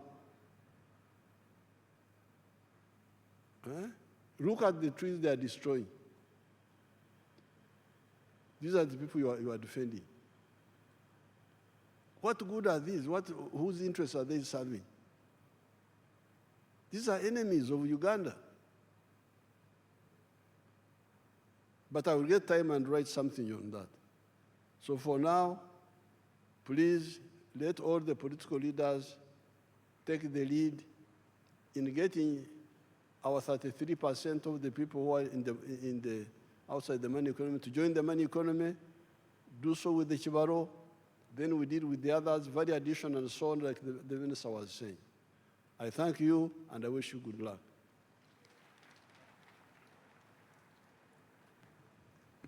Thank you, Your Excellency, for the successful delivery of the budget speech for the financial year 2026-2027.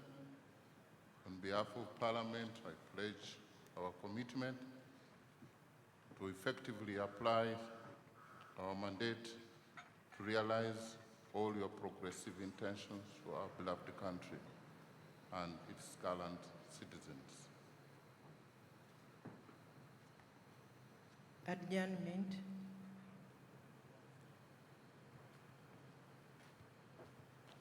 I once again want to thank you, Your Excellency, and all dignitaries for gracing this year's budget speech. I pray, may God bless you all. May God bless Uganda. Honorable members, the House is adjourned to Tuesday, 30th June 2026. The anthems.